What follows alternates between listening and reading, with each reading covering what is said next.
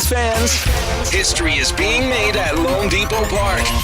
The all-new Marlin City Connection Collection debuts Saturday, May 3rd, when your fish take on the Athletics. These exclusive uniforms represent Miami's vibrant culture like never before.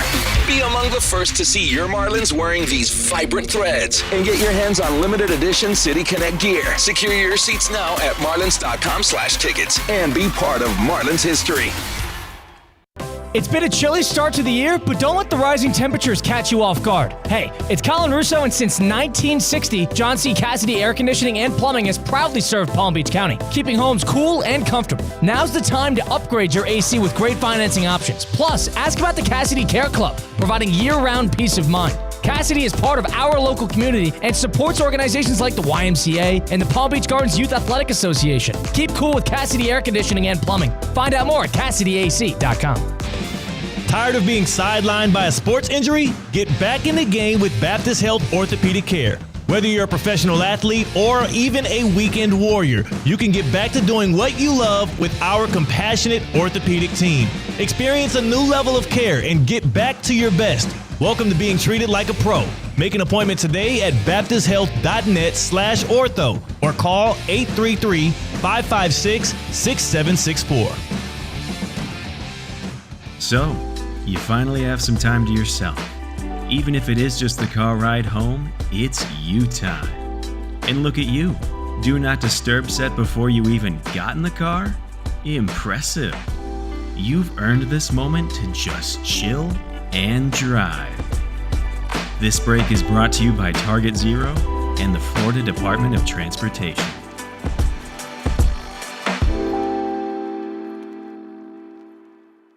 Business owners, are your employees driving you nuts? Is money tight? Or have you just poured your heart and soul into your business and now it's time to retire and just relax? At Transworld Business Advisors, they have buyers from all over the world ready to buy your business now. Call for a confidential conversation about your business's current value. 561-203-5121. That's 561-203-5121 or visit tworld.com today.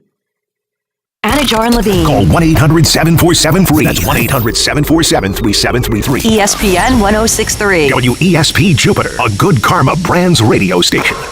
The Giant Slayer is back, and he goes by the name of Anthony Edwards. Live from the Anajar and Levine Accident Attorney Studios. The man your man could smell. Theo Dorsey is theoretically speaking. But are you a different animal and the same beast? Streaming live on YouTube. You're gonna break up with me because of what I do on the radio? Here's Theo Dorsey.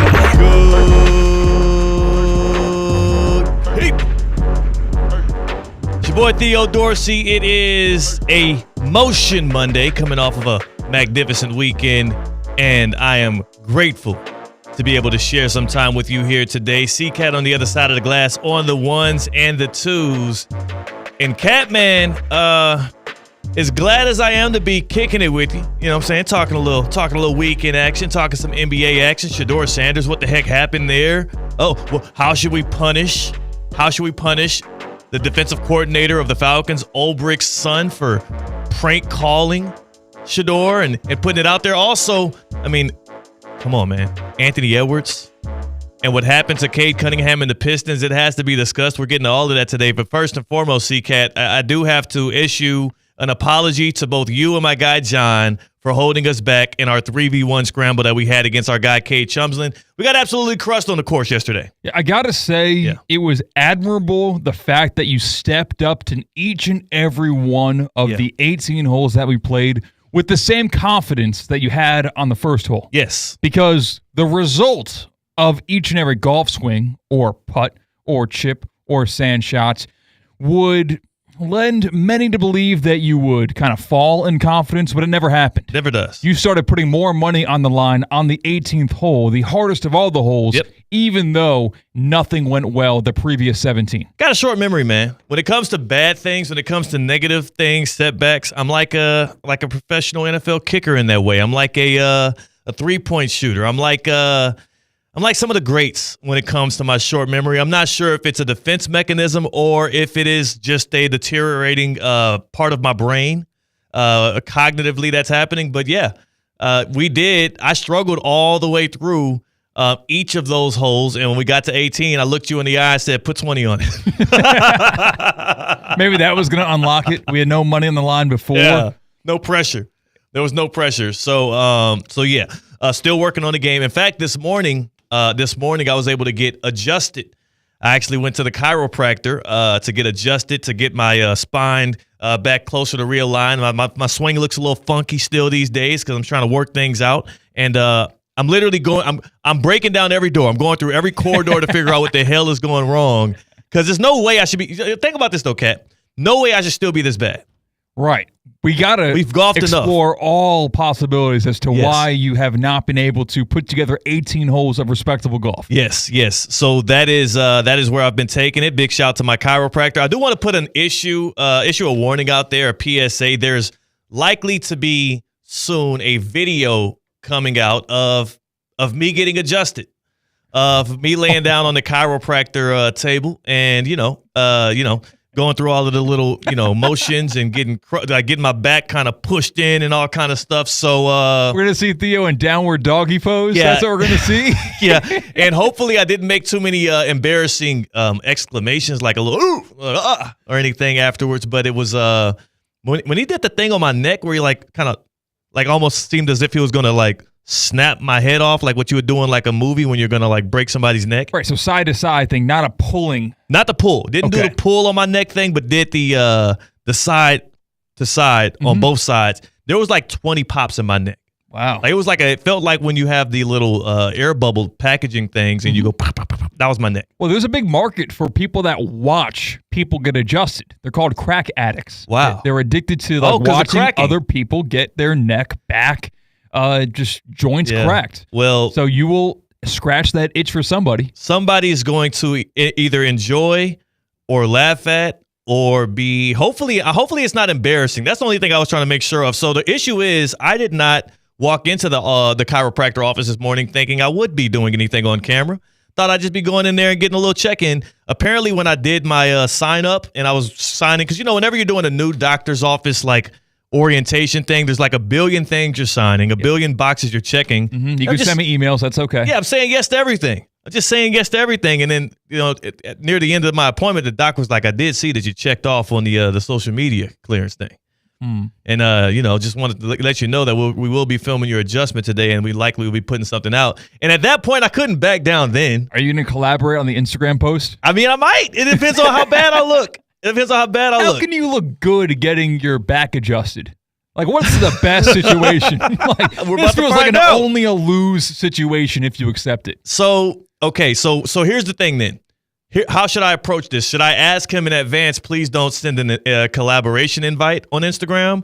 Or do I wait and see what comes my way and then decide on that end? Because I'm hoping they just post it without the invite to collab, and I maybe just share it on my close friends. Okay, I guess so. That would be a great move by you. Because that would be very funny, and everyone would appreciate that. I just don't want to look like an idiot or a fool or like a punk. He's over here. He rolls me over one way and then and I'm like, I would like a behind the scenes where maybe the chiropractor, like before he walks in, like this guy, he has no idea what's coming for him. He thinks he's a big bad dude. Watch what's going to happen, and then he opens the door. Hey, Theo.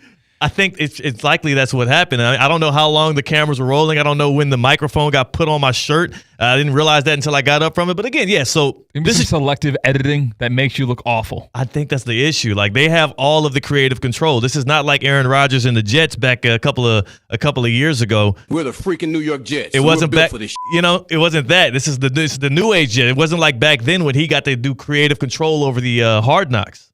I just got to wait and see what they put out. So you thought that the chiropractic adjustment would fix your golf game, but we haven't seen it. We haven't seen it yet. Yeah, that's true. That'll be the next. He said get back out there. So the issue is a lot of times after I do golf, I do have some back flare-up issues, and I'm too young for that. So I figure the scoliosis might be playing into that. Nobody wants to hear about how bad my golf game or my spine is, but what they do want to hear about today is how bad that man, Anthony Edwards, is and what he did to the Los Angeles Lakers last night. Anthony Edwards, to me, is clear and far away the story of these NBA playoffs for the second straight year.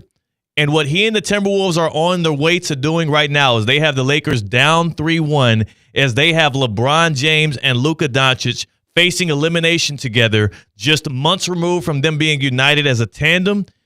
That gives him the most motion coming off the weekend, and that also has him right in front of, staring in the face of like damn near NBA immortality. Look at what he did last year. And I know it ended in the Western Conference Finals with a loss to Luka Doncic and the Mavericks, and it looked like he was out of gas, in need of help, and also just too young, too inexperienced for the moment.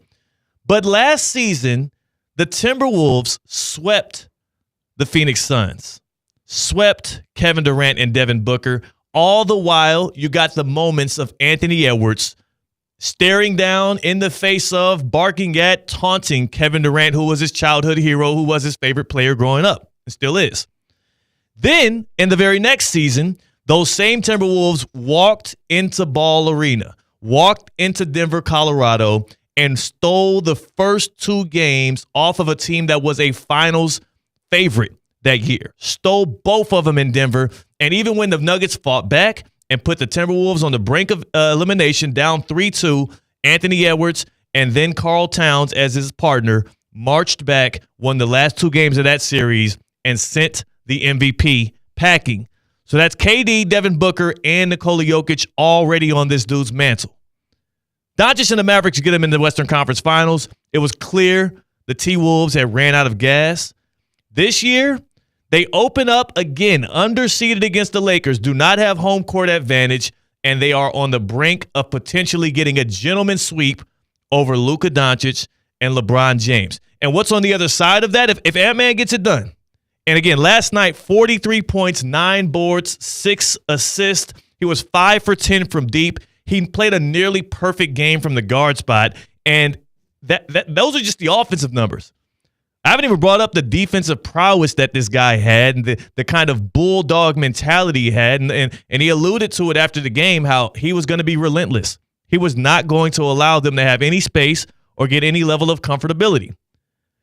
If Anthony Edwards and the T-Wolves can get through these Lakers, especially in 5 games, and then sit and wait for the Warriors to get done with the Rockets, he has a chance to not only knock off Luka, LeBron, KD, the Joker, and he already got Devin Booker as well, a guy that has made it to the NBA Finals. He's going to have a shot at dethroning the other king of this generation, which is Stephen Curry, alongside Jimmy Butler, who I believe, do we know whether or not he's playing tonight? I'll look it up now. Warriors. Take a look. He missed game 3, and the Warriors, it did not matter. They still had their way with Houston. Houston's just clearly not ready yet. But we could be talking about a 23-year-old budding superstar in Anthony Edwards who would already have on his mantle, in his trophy case, the heads of all of the defining players of this generation of basketball. Curry is the last piece to that puzzle. And playoff Jimmy is going to get slain right alongside Curry, and then it's going to be left up to the Thunder and the T-Wolves to see who comes out of the West. I'm telling y'all right now, just like I told y'all this same time last year when Theoretically Speaking was only a month old, Anthony Edwards is a mother bleeping problem, and the dude is not going to be going anywhere for the next decade or so. He's an issue. He's already better, to me, than a guy like Luka Doncic, who's only giving it to you on one side of the floor and is never in shape enough to be able to create the kind of advantages you need in the playoff series on a consistent basis. He's already better than most all of the other guards in the NBA who are trying to contend for that spot, who are trying to be next up. I would take Anthony Edwards over Jason Tatum. I would take Anthony Edwards clearly over anybody else out of the East between Donovan Mitchell, Cade Cunningham, and any of those stars, Jalen Brunson. I mean, the question is, who's going to bring it more when it's Ant-Man versus Shea in the Western Conference Finals? We'll see. But what I do know is he is clearly the MVP of this playoff weekend. He has the most motion on this Motion Monday coming off of what he did. And let's just take a listen before we get into more action here. Let's take a listen to Anthony Edwards on the back end of what was an impressive game already, talking about how specifically he was not backing down to the king.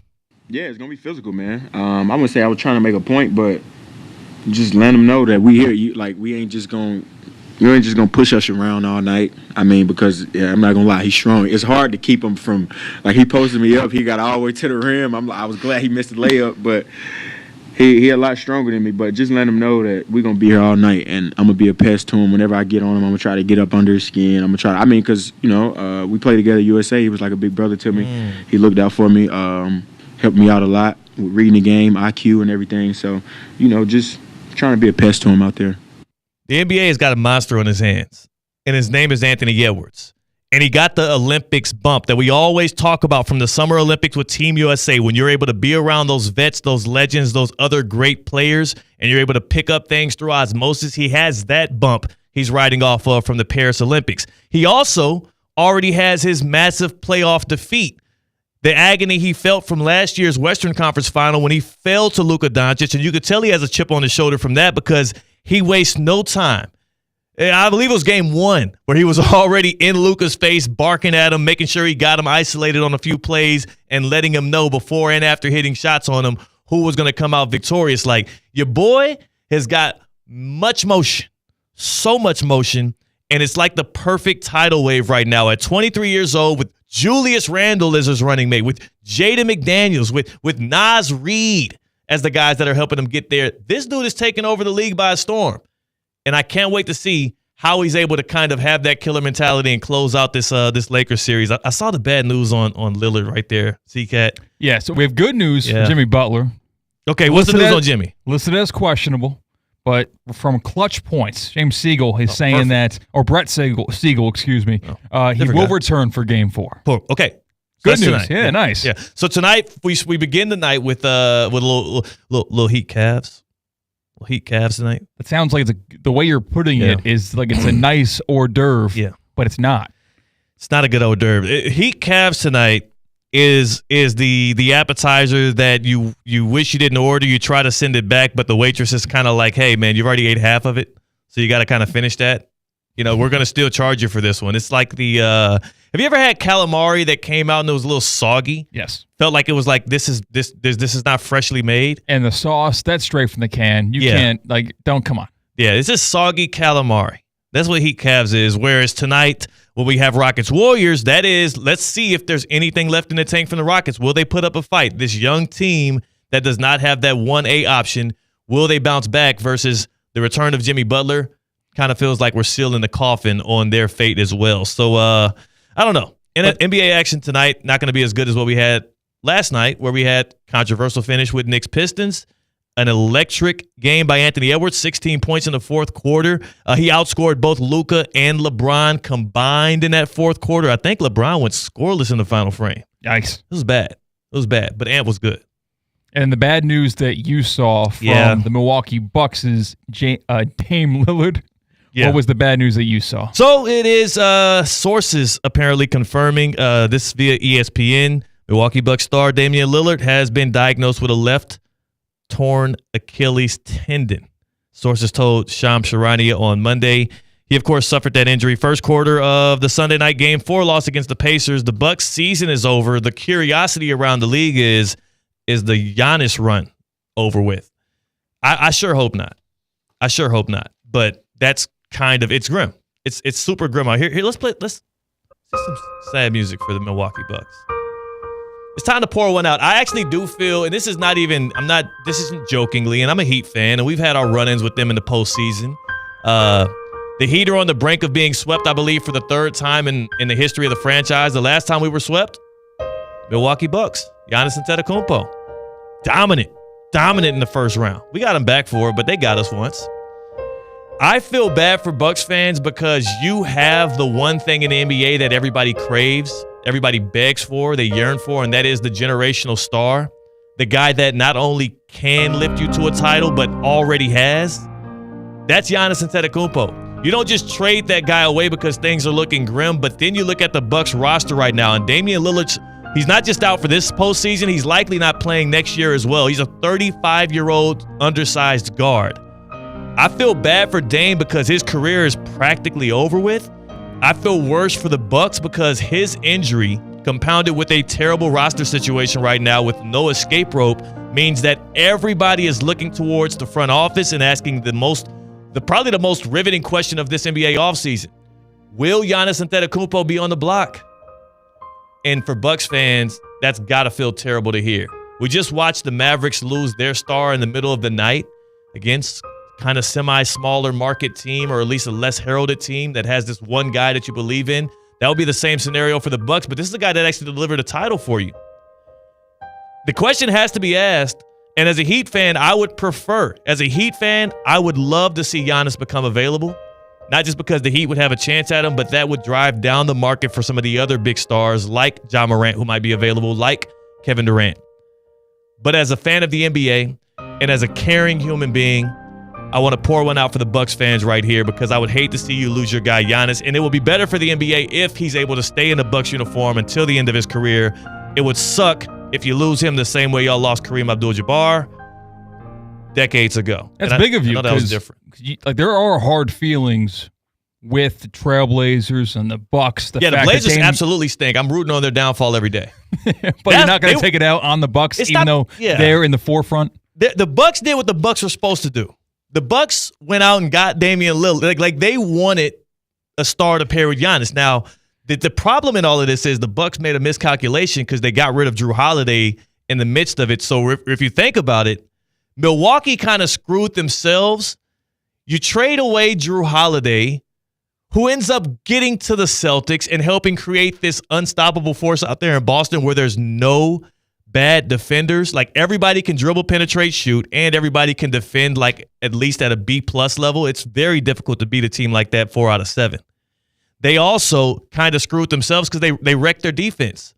They cut the head off of the snake. Well, that's what Drew was at the top of the key. He allowed them to do so many things behind him. Now that there's no Drew, that's now Dame. You're relying on a high level of offense, and he's also 35 years old. Like the Bucks kind of screwed themselves. That was a miscalculation. So you as a Miami Heat fan, this is like a relationship where if your significant other cheats on you, you don't get mad at the person that they cheated on you with. Yeah, no. You cheat on the person. Well, no. Wait, are you saying you get your get back? No. You get mad at the person. I was like, whoa. Yeah, you get mad at your significant other for cheating on you. Catman bite. And the Trailblazers cheated on you because Dame wanted to be a Heat player. Yeah. The Heat wanted Dame to be a member of the Miami Heat, but they would not relent. They wouldn't. And the Dame experience in Milwaukee has not gone good. It has not gone well. He's not been the guy that they would have wished him to be. Who knows if it would have worked out for the Miami Heat? There's a good like inclination at the very least Jimmy would still be in a Heat uniform if they did get Dame that offseason. For better or worse. So, I don't know. Clearly, though, and I'm sorry I had to divert there and big shout to Damian Lillard. I mean, take a listen to this, though, CK. This is why they might have to trade Giannis. Lillard's contract, it takes up 35% of Milwaukee's cap each of the next 2 seasons. He's scheduled to make $54 million next year, which he will not play. And he's scheduled to make $58.5 on a player's option the year after that, which I guarantee you he's picking up. The Bucks' books are screwed.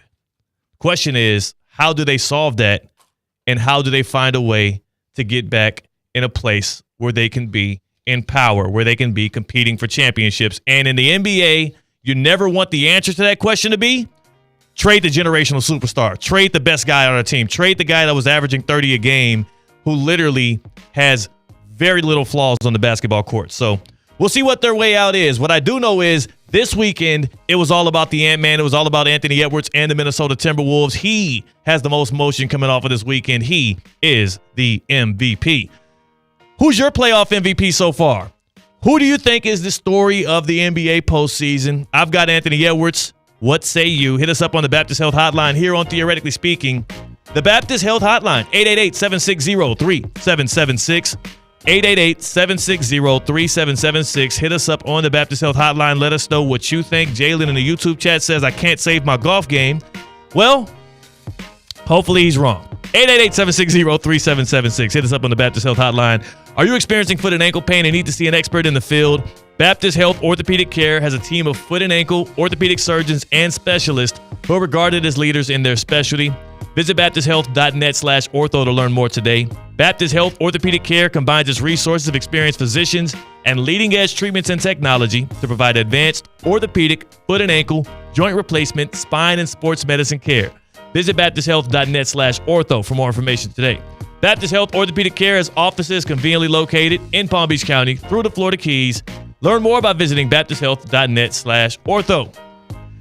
See, the cat man. I think people are confused by our office poll. The pole that we have that faces the City Place walkway here, Rosemary Avenue, here for our ESPN West Palm studios. Like, usually we get a definitive thumbs up or thumbs down based on what the poll is asking people. Right now, we've got a lot of people going with both thumbs up and thumbs down. The question is, what position should Travis Hunter play in the NFL? Thumbs up for a defensive back, thumbs down for a wide receiver. Number one, I think it takes people a long time to decipher like what exactly is going on that board. So maybe we simplify it. Also, everybody believes he's going to play both ways like I do. And the Jags do. So they're not confused. They've got it. Like, they're answering both. Yeah, they're saying both. But it just takes them a lot longer. Like, oftentimes, I'm just saying, like, love the question. Maybe we get a new question soon. Because the Jags have already answered the question.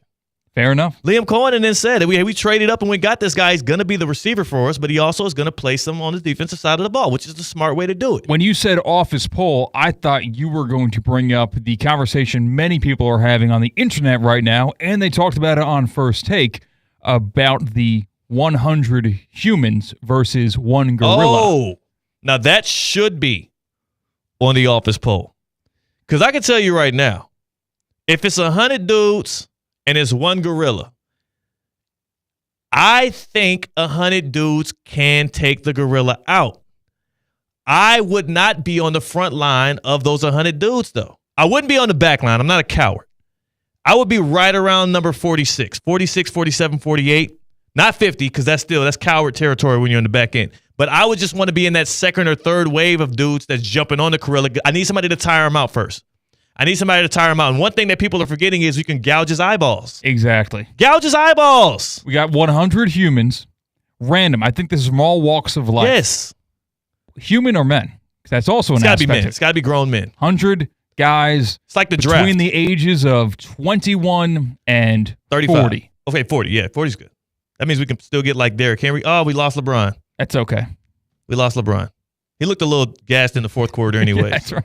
We need people that are in the physical prime of their life. And for some people, that's at the age of 21. For some people, they have a second lease on life, and they get a fitness kick in their 35 to 40 range. You know what we need?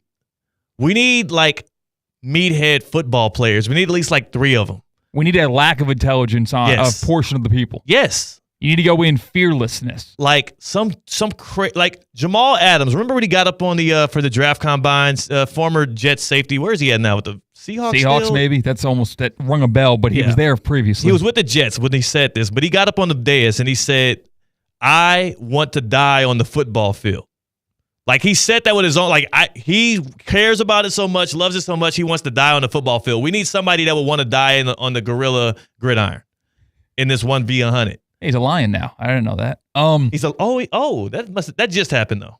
I guess so. Yes, I do think that it's an interesting conversation, and some people think Dan Campbell. Let's get Dan Campbell out there. I think he might be older than 40. Oh, yeah, you're right. So he lost that range, but that's okay. Dan Campbell coached players though. Maybe he can sit from the outside and coach people up that are in one of the 100 people. That's the question. Who would you want coaching these 100 men? And if you can take one NFL athlete to join us, like, who are you eliciting the services of? But I do think Aaron Donald's retired. I think that 100 humans would beat one gorilla. I think that humans are on top of the food chain for a reason. Okay, that's because of guns and stuff, though. Because they're smart to make guns. So they're smart enough. You're going to get a lot of cracks at this, a lot of trial and error on how to take down this gorilla, and you have the numbers game. I'm taking the humans. There has to be no way out, though. Right, yes. And you have to have an objective. It's not just like Squid Games. Like, you are trying to fight for your survival. Yeah. You got to be let out of this arena if you best this gorilla. Yeah. You're going to fight for your life, and you're not just going to, when you see 3 people get killed by the gorilla, you're not just going to sit there and wait and be like, okay, I guess we're all dead. Right. Because go down trying. If you waited out for everybody else to get mauled by the gorilla's just going to have his way with you last. That's it. Exactly. So, like, no, people going out swinging. Inherently have that instinct to try to survive. Yeah. And maybe that's going to be the flight and people run away. But eventually, you're going to tire out when running around, and you're going to have to employ with your fellow surviving humans on how to take down the single gorilla. How tall are gorillas? Gorillas, I would say between 6. Well, it's difficult because they're hunched over often. Right. Do they stand up on 2 feet? A Western gorilla is 4'4"? Well, that's not the gorilla we're going against. I think we're going against your typical silverback. I'm looking it up right here, though. Gorillas are, okay, silverback. That's not a typical gorilla, by the way. That seems like that's the biggest gorilla. But if it's 1 versus 100, I feel like we owe the primate kind of top dog. Okay, silverback gorilla height. 5 feet. But that's with 4 feet down. What do you mean? Like, think about it. If you're looking at it, if you're picturing a gorilla in your mind right now, his front legs are on the ground. Right. His fists down. He stands up like a polar bear. Okay. He would be probably like 6 feet, maybe.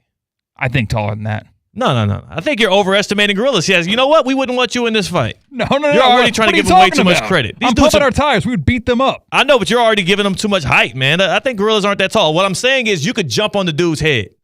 That's all I'm saying. We need people to jump on top of the gorilla and start gouging those eyeballs. Again, if we're going to have the fight, you got to be crafty in the way that you do it. If we're walking up to the gorilla and we're not doing anything from aerial, from up top, we're going to lose. You got to have few dudes jump on top of them. Yeah, I also think, listen, there's no rules in this, so low blows are allowed. 100 low blows. Exactly. Just get a couple kicks in and then regroup. There's a long line of people. It's a male gorilla, right? Yes. Okay. We got this. Like, you get your best punches in, and then you get gassed out a little bit. You get to the back, and fresh legs come on and take on the gorilla. He's going to tire out eventually. Yeah. I would not want Nick Sirianni coaching us. I'll tell you that much. I thought that would be a good option. No, absolutely not. You need more of a tactician, you're asking? I need a tactician. I need more of a meathead. Nick Sirianni is like a fake meathead.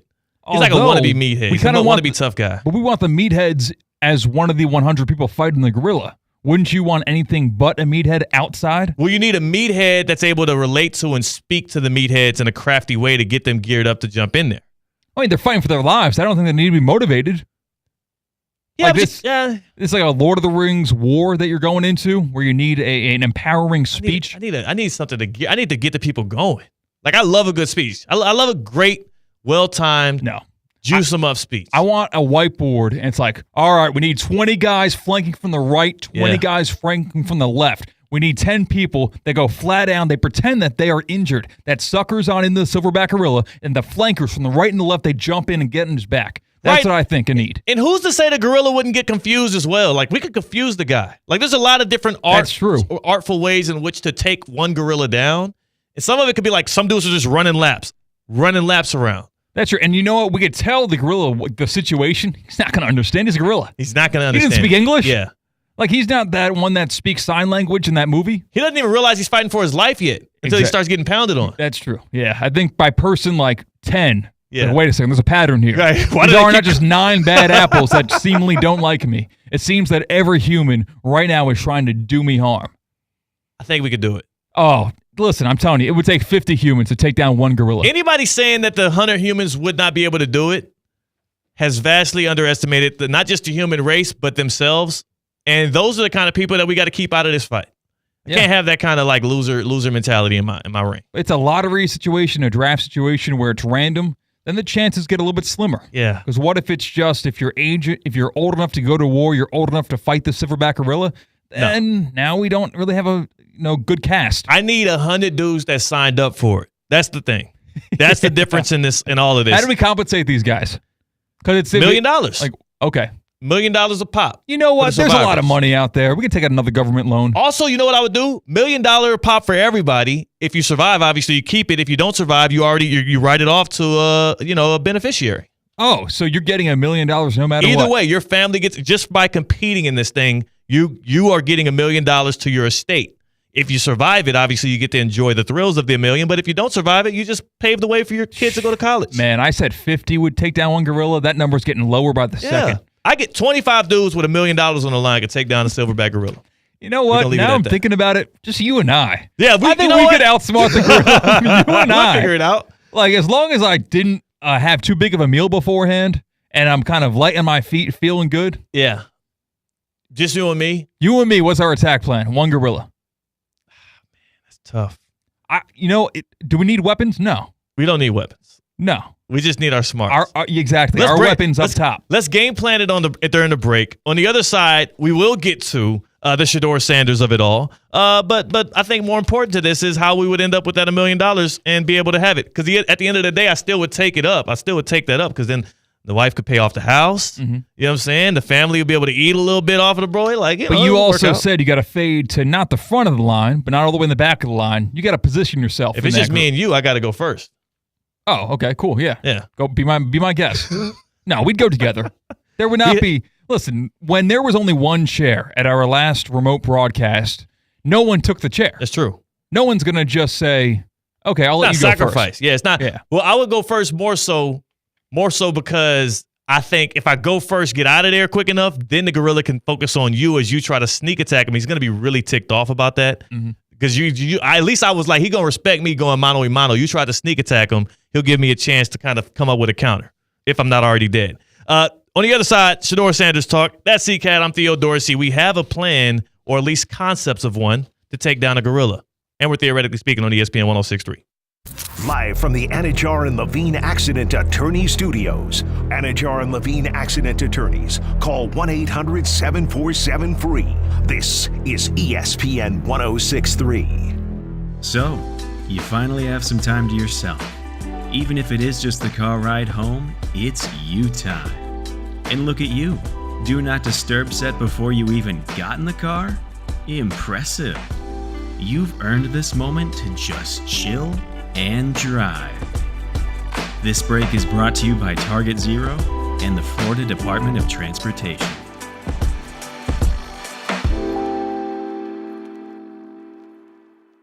Hi, it's Evan Cohen from Unsportsmanlike, and when it comes to the NBA, I'm like a kid in a candy store. I want it all. Tonight, this is it. Now or never. Backs against the wall. Can Miami take Game 4 and extend the series? It's the Heat and the Cavs. Coverage begins at 7 here on ESPN 106.3. I'm Ellie Anajar of Anajar and Levine. Injured in a car crash? Never rush to settle with insurance companies, and never settle for just any attorney. Demand Anajar and Levine. Our experienced legal team will fight to win you the maximum compensation you deserve. Call me, Ellie Anajar, for a free consultation and take back control of your life. Call 1-800-747-FREE. That's 1-800-747-3733. In office, West Palm Beach. As market dynamics change, the quality and service you receive from your accounting firm shouldn't. Partner-owned since 1923, Anshin Accountants and Advisors take the time to get to know you and your unique circumstances to help resolve complex issues and develop innovative tax and accounting solutions tailored to meet your goals. If you're a high net worth individual or business owner eager for a strategy to maximize tax savings, let Anshin deliver value where others can't. Visit ANCHIN.com. Anshin Accountants and Advisors, recalculating what's possible. Mondays just got better for the men of Palm Beach County. Unlimited Auto Wash is offering $5 off any wash every Monday at all 6 convenient locations. Men's Monday at Unlimited Auto Wash. Don't miss it. Ready to take on any terrain? The all-new 2025 Defender 110 P300S is here. Built for those who crave adventure without compromising on luxury. Lease the powerful 2025 Defender 110 P300S for just $889 per month for 36 months. Whether you're tackling the toughest roads or cruising the city, the Defender is ready for it all. Don't wait. Visit Land Rover Palm Beach today and experience the Defender like never before. Terms and conditions apply. See dealer for details. Good Karma Brands is proud to be an equal opportunity employer. Our policy is to provide equal opportunity employment, development, and advancement to all current and potential teammates. If you are an organization that wants to learn more about careers with Good Karma Brands, please email careers@goodkarmabrands.com. While it's not always possible to see contaminated water coming out of the faucet, the taste is difficult to ignore. And what about plastics and pharmaceuticals now in the water? The team at Culligan is here to help. Culligan offers water testing and reverse osmosis systems designed to filter out those contaminants right at the source. Culligan has been helping the local community with water issues since 1936. Schedule your appointment today at Culligan.com. Hey, Culligan man! The Club at Lost Lake, a championship Fazio design golf course in Hope Sound. Golf and social memberships are now available with no waiting list and immediate access. The course and club will see over $10 million in capital improvements and is one of the best private club values in the area. Experience the beauty and challenge of this renowned course for yourself. Enjoy year-round access to exclusive amenities and events. Elevate your game, elevate your experience. Discover the Club at Lost Lake. Visit clublostlake.com to schedule a visit today.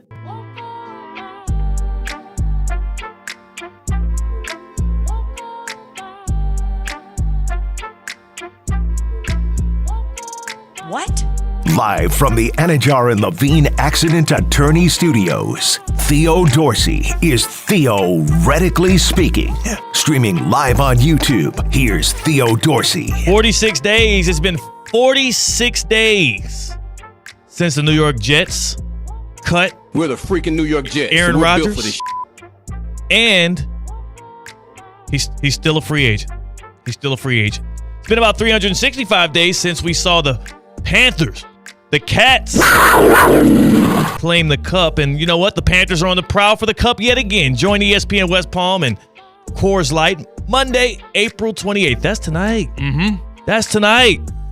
Join us tonight, 6:30 to 8:30 at St. Lucie Draft House in Port St. Lucie as the Florida Panthers take on their in-state rivals, the Tampa Bay Lightning. Enjoy ice-cold $3 Coors Light drafts and score big with giveaways, including signed Panthers memorabilia, courtesy of Palm Beach Autographs. Must be 21 or older to participate. Coors Brewing Company reminds you to please drink responsibly. We've got some Zaslow action tonight on ESPN 106.3 as he's going to cruise us on into the Panthers coverage. We also got Russo and Rizzo on the road, right, from out in Sunrise. They will be there. They are on the road currently listening to our show, I'm sure. Yeah, of course they are. They better be. Damn it. But what I can say, too, man, is this sounds like not just in the NBA playoffs, but also in the NHL Stanley Cup playoffs here, especially in Panthers Lightning. Could be a little fisticuffs tonight. Could be a little brouhaha, a kerfuffle.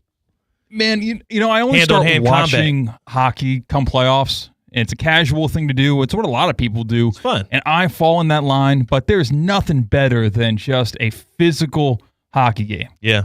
Like, I tune in for the actual skill of the players with the puck on the stick as I do for the fights.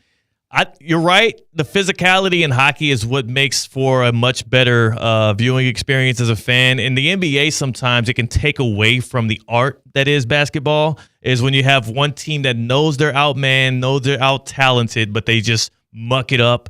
They just are roughing folks up. They're just hitting people, beating them down like it's the quote-unquote 90s, even though we've kind of, dispelled that myth. So, yeah, looking forward to hopefully a physical Miami Heat team tonight, as they stave off elimination. Yeah, that was my stave off upset embarrassment. Pick. I had Heat in 7. Yeah, I remember that. Yeah. You do got to lose 3 games to win in 7, so we're right on par right now. Like, we're on track. I'm sure you wouldn't have wanted them to lose the first 3, though. You know? Well, beggars can't be choosers. Right. If I'm going to get the Heat in 7 and they already lost the 3 games they needed to, I'm okay. So you're standing on business? Well, yeah. You still got Heat in 7? It is still possible.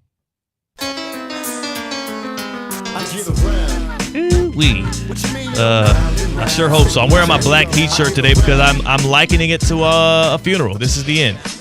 End of season presser from Pat Riley coming soon. Here's the get around. Where we stopping at first? Next stop, we're going to stop in Chapel Hill, North Carolina. Nice.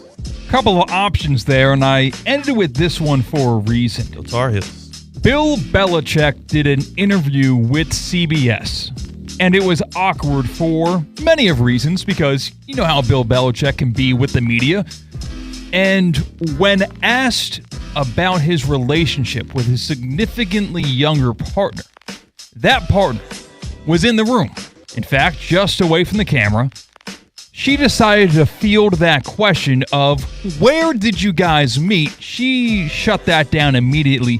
Take a listen, because you can kind of cut the tension with a knife. How did you guys meet? I'm not talking about this. No? No. It's a topic neither one of them is comfortable commenting on. Not talking about this, says Bill Belichick's person of interest. Oh my gosh, bro. So a lot of people are jumping to speculation. Yeah. Of course, you don't want any slander out there. Can't do that. But people are saying, where did these couple meet? Did they arrange it via an app, via a service? How did this work? I mean, it don't take a rocket scientist to assume where this relationship was contrived. In fact, it's funny that people are just now starting to speculate this. This is what I assumed the whole time. I'm not going to get into the specifics of what people have been calling out. But again, if you have eyes, it's as clear as day where a 76-year-old Bill Belichick, very rich, established man, would have met a girl in her early 20s. And for some reason now they've sparked up a relationship. So congratulations to them. I'm going to stay out of that part of it because clearly I can get my ass whooped if she hears me talking about it. But what I will say is it is extremely weird to see one of the most powerful men around the most gladiator sport that we have here in America that people at least care about seem to be like the beta in his relationship.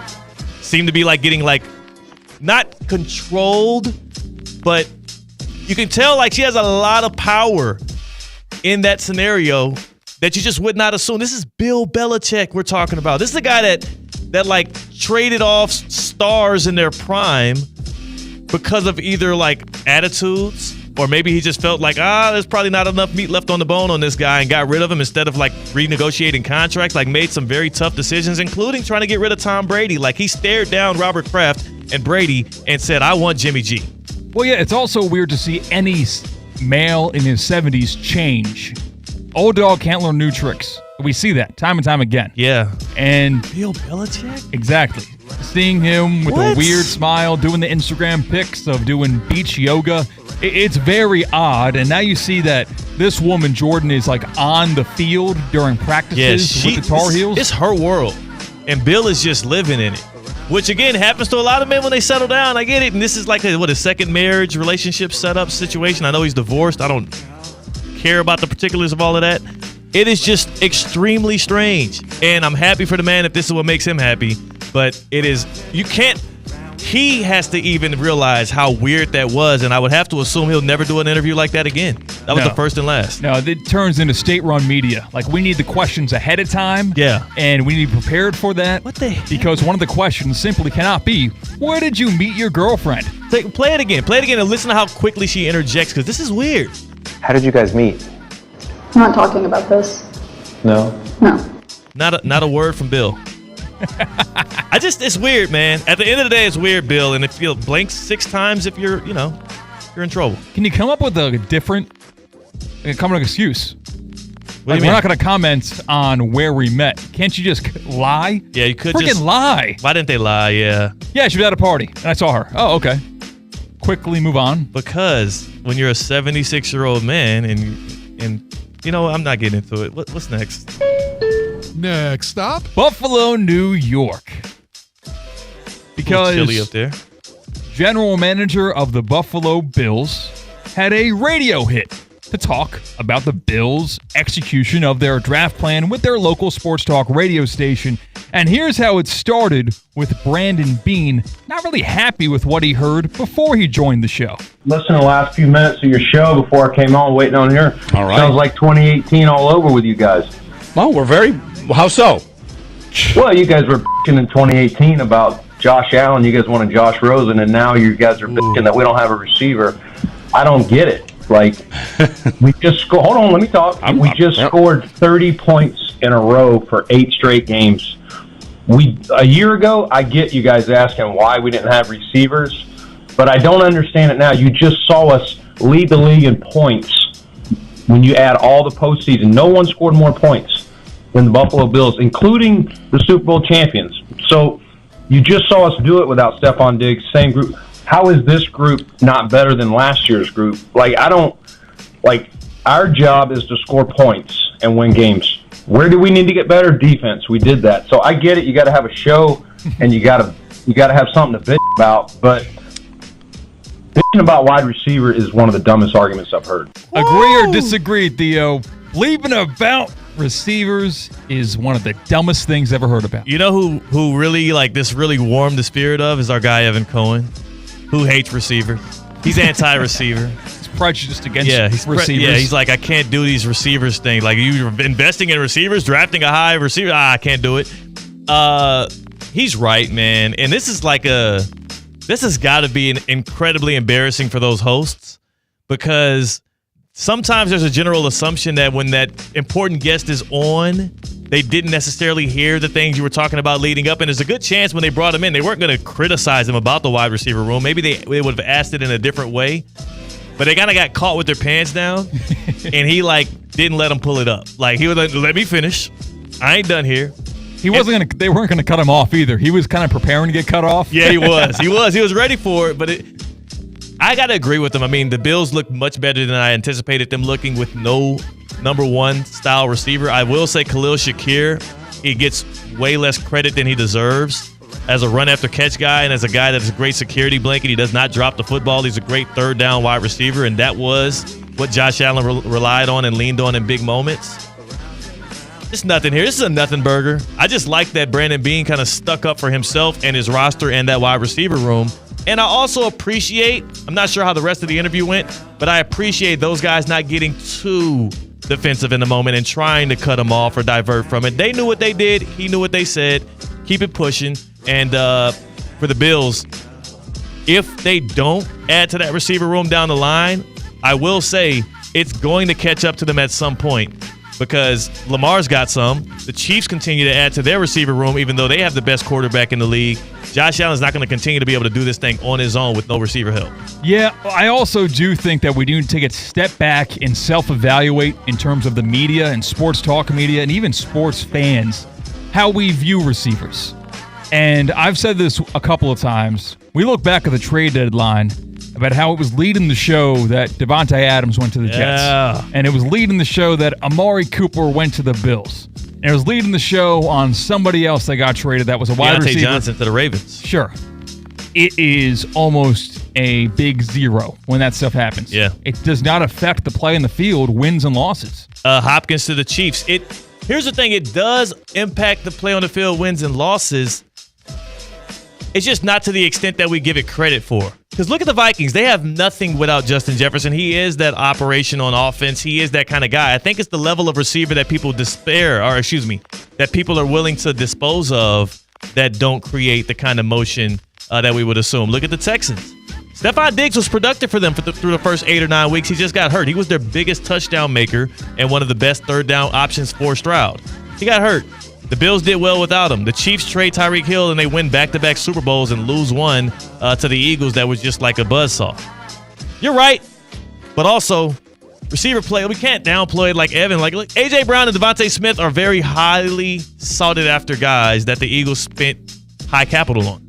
Sure, I think case-to-case basis, but there's more cases of maybe the production from the receivers is very important, but not the amount of money you're paying him and taking someone's stock and adding that to your team. I think I'm going to get nauseous by saying this. I think like Evan Cohen says, you pay quarterbacks to make receivers great. You don't pay wide receivers to make quarterbacks great. Get the heck out of here. Next stop. Next place here. Hurry up.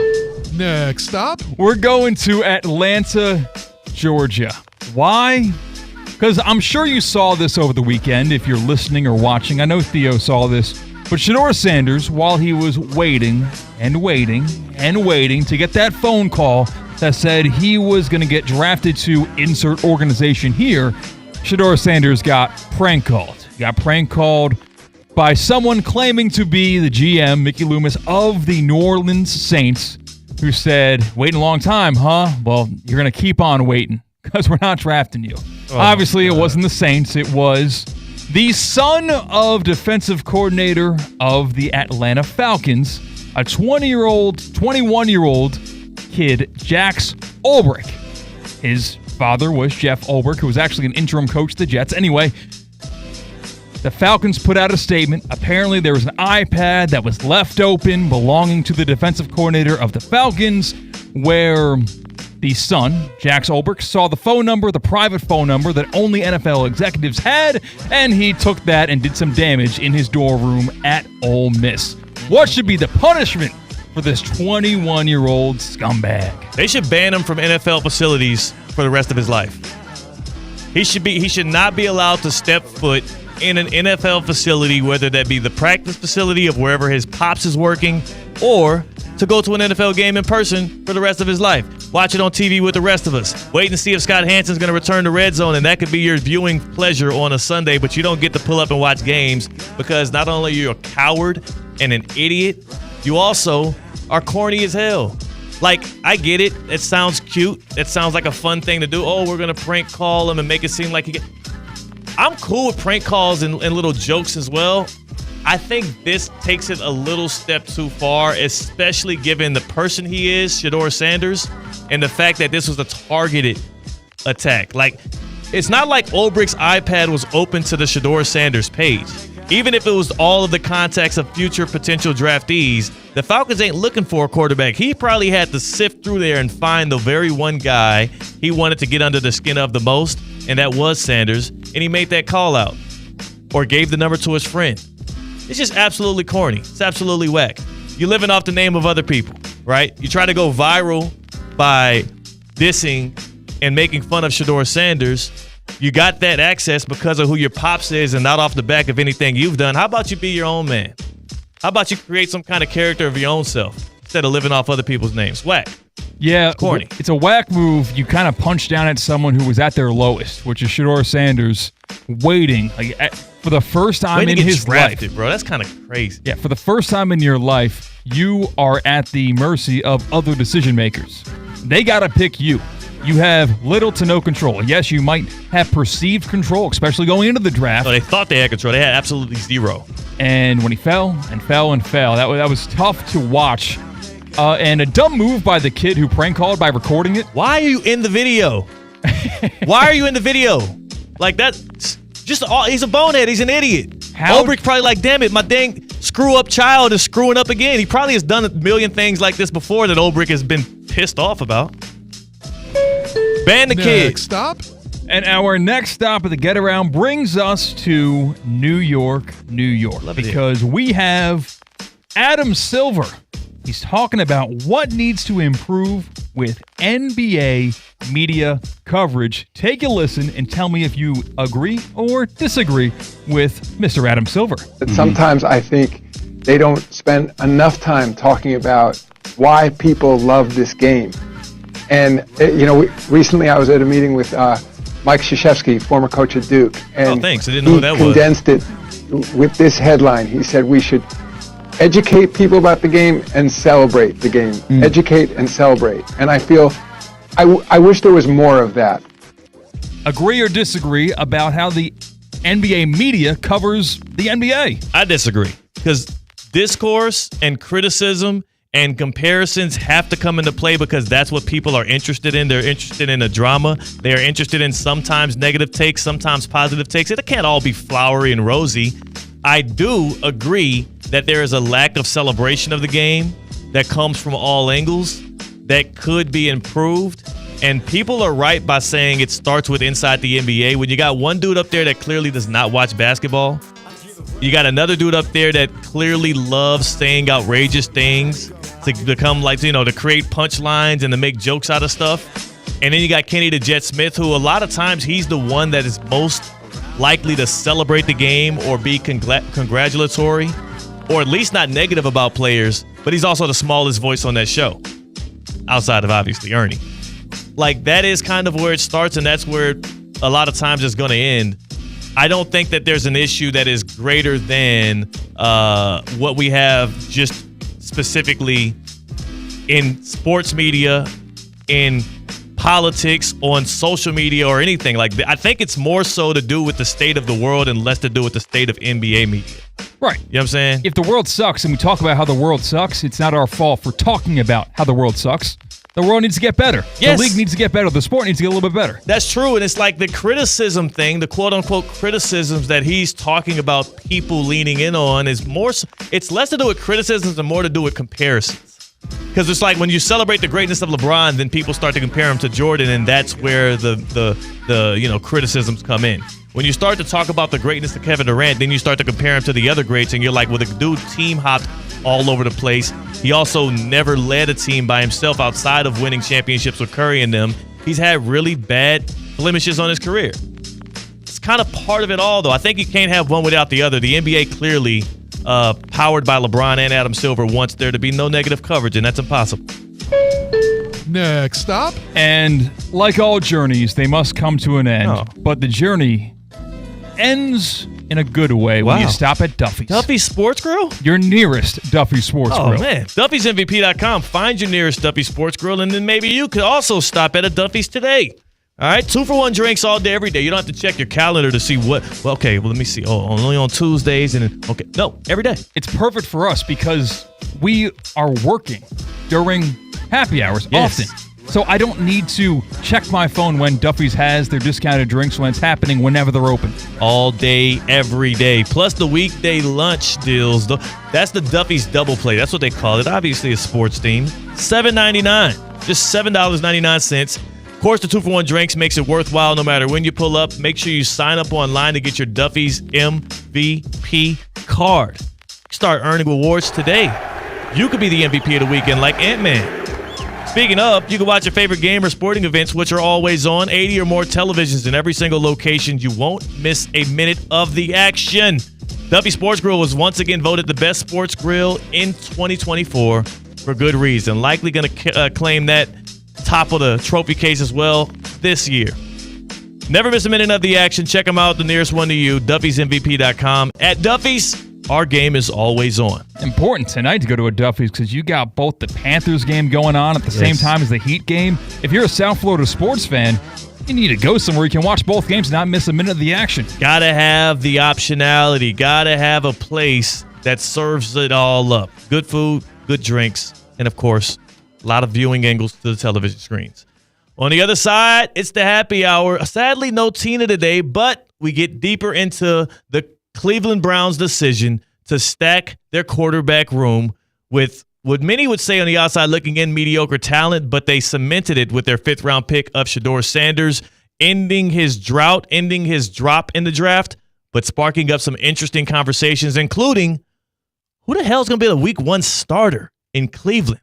We answer that on the other side. That's CCAT. I'm Theo Dorsey. We're Theoretically Speaking on ESPN 106.3. Hey, it's Tina. Okay, let's be real. When you need tires or a battery, you want someone you can actually trust, right? That's why I go to St. Lucie Battery and Tire. They've been keeping South Florida moving for over 50 years, and they're still family-owned. They've got all the big tire brands, plus batteries for pretty much everything. Their best price out the door guarantee means you know you're getting the best deal. So next time your car needs something, don't stress. Just go to St. Lucie Battery and Tire, slbt.com. Trust me, they've got you covered. Hi, I'm Michael Manzo, owner and founder of Manzo's Italian Deli. And Stop, Dad. After 20 years, people are tired of hearing your voice. Yeah, and your lame-ass commercials. Fresh prosciutto, mozzarella, outstanding. Oh, please. There's only one reason Manzo's is voted #1 deli in Palm Beach County for 20 years.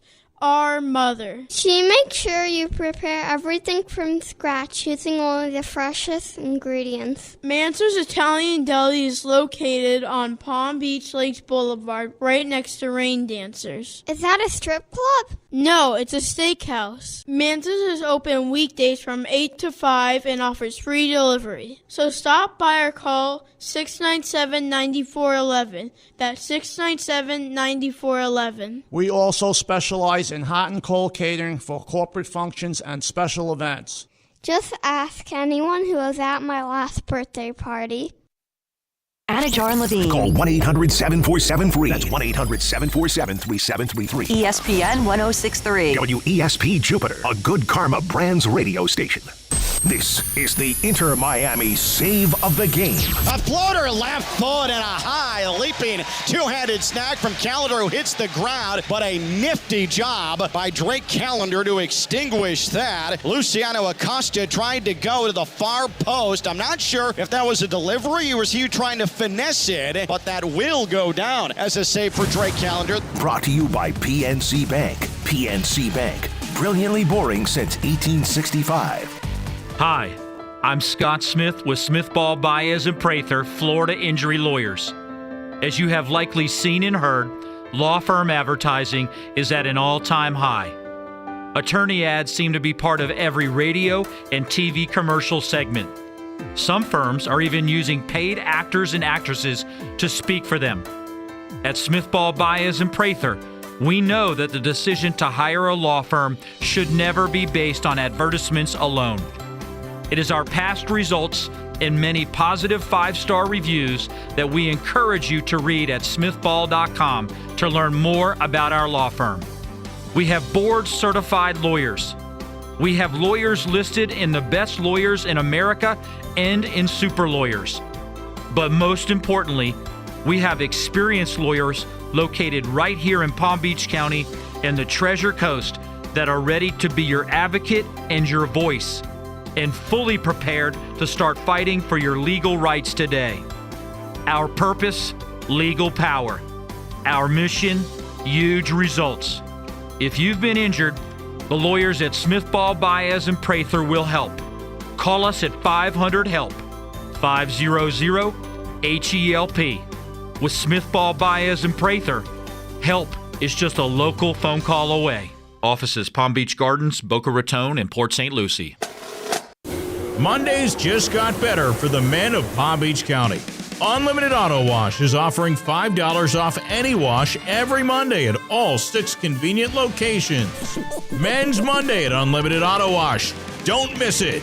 The sports calendar is heating up, and with ESPN Bet Sportsbook, you can go from checking news to stats to placing bets in a couple of taps. Stream games, bet live, and get exclusive offers when you link your ESPN account. Right now, you can get $100 in bonus bets when you make your first $10 wager. Download the ESPN Bet app and sign up with promo code USL to get started today. Must be 21 or older. Gambling problem? Call 1-800-GAMBLER. Terms and conditions apply. See app for details. Offer not available in New York. Quarterback Jordan Love isn't just on Green Bay's team. He's also on the American Family Insurance team. Because like us, he believes in dreaming fearlessly. Just chase your dreams and don't let nobody hold you back. And we help protect those dreams with the right coverage so you can dream fearlessly. American Family Insurance. Get a quote and find an agent at amfam.com. Products not available in every state. American Family Mutual Insurance Company, SI, and its operating company, 6000 American Parkway, Madison, Wisconsin. The Club at Lost Lake, a championship Fazio design golf course in Hope Sound. Golf and social memberships are now available with no waiting list and immediate access. The course and club will see over $10 million in capital improvements and is one of the best private club values in the area. Experience the beauty and challenge of this renowned course for yourself. Enjoy year-round access to exclusive amenities and events. Elevate your game, elevate your experience. Discover the Club at Lost Lake. Visit clublostlake.com to schedule a visit today. Calling all sports fans, grab your MVP card and head to Duffy's where you can catch all of the action. Not an MVP? Sign up for free and start earning rewards today. Duffy's is voted the best sports grill year after year with their award-winning burgers and wings. Don't forget about Duffy's famous 2-for-1 drinks all day, every day. And with over 80 TVs in every location, you'll never miss a minute of the game. Visit Duffy'sMVP.com to learn more. Duffy's, our game is always on. Business owners, are your employees driving you nuts? Is money tight? Or have you just poured your heart and soul into your business and now it's time to retire and just relax? At Trans World Business Advisors, they have buyers from all over the world ready to buy your business now. Call for a confidential conversation about your business's current value. 561-203-5121. That's 561-203-5121 or visit tworld.com today. Live from the Anajar and Levine Accident Attorney Studios. The man your man could smell. Theo Dorsey is theoretically speaking. But are you a different animal and the same beast? Streaming live on YouTube. You're gonna break up with me because of what I do on the radio? Here's Theo Dorsey. Good heap. It's your boy Theo Dorsey. It is a Motion Monday here on ESPN 106.3 on Theoretically Speaking, and it is the happy hour. Glad to be here today with you.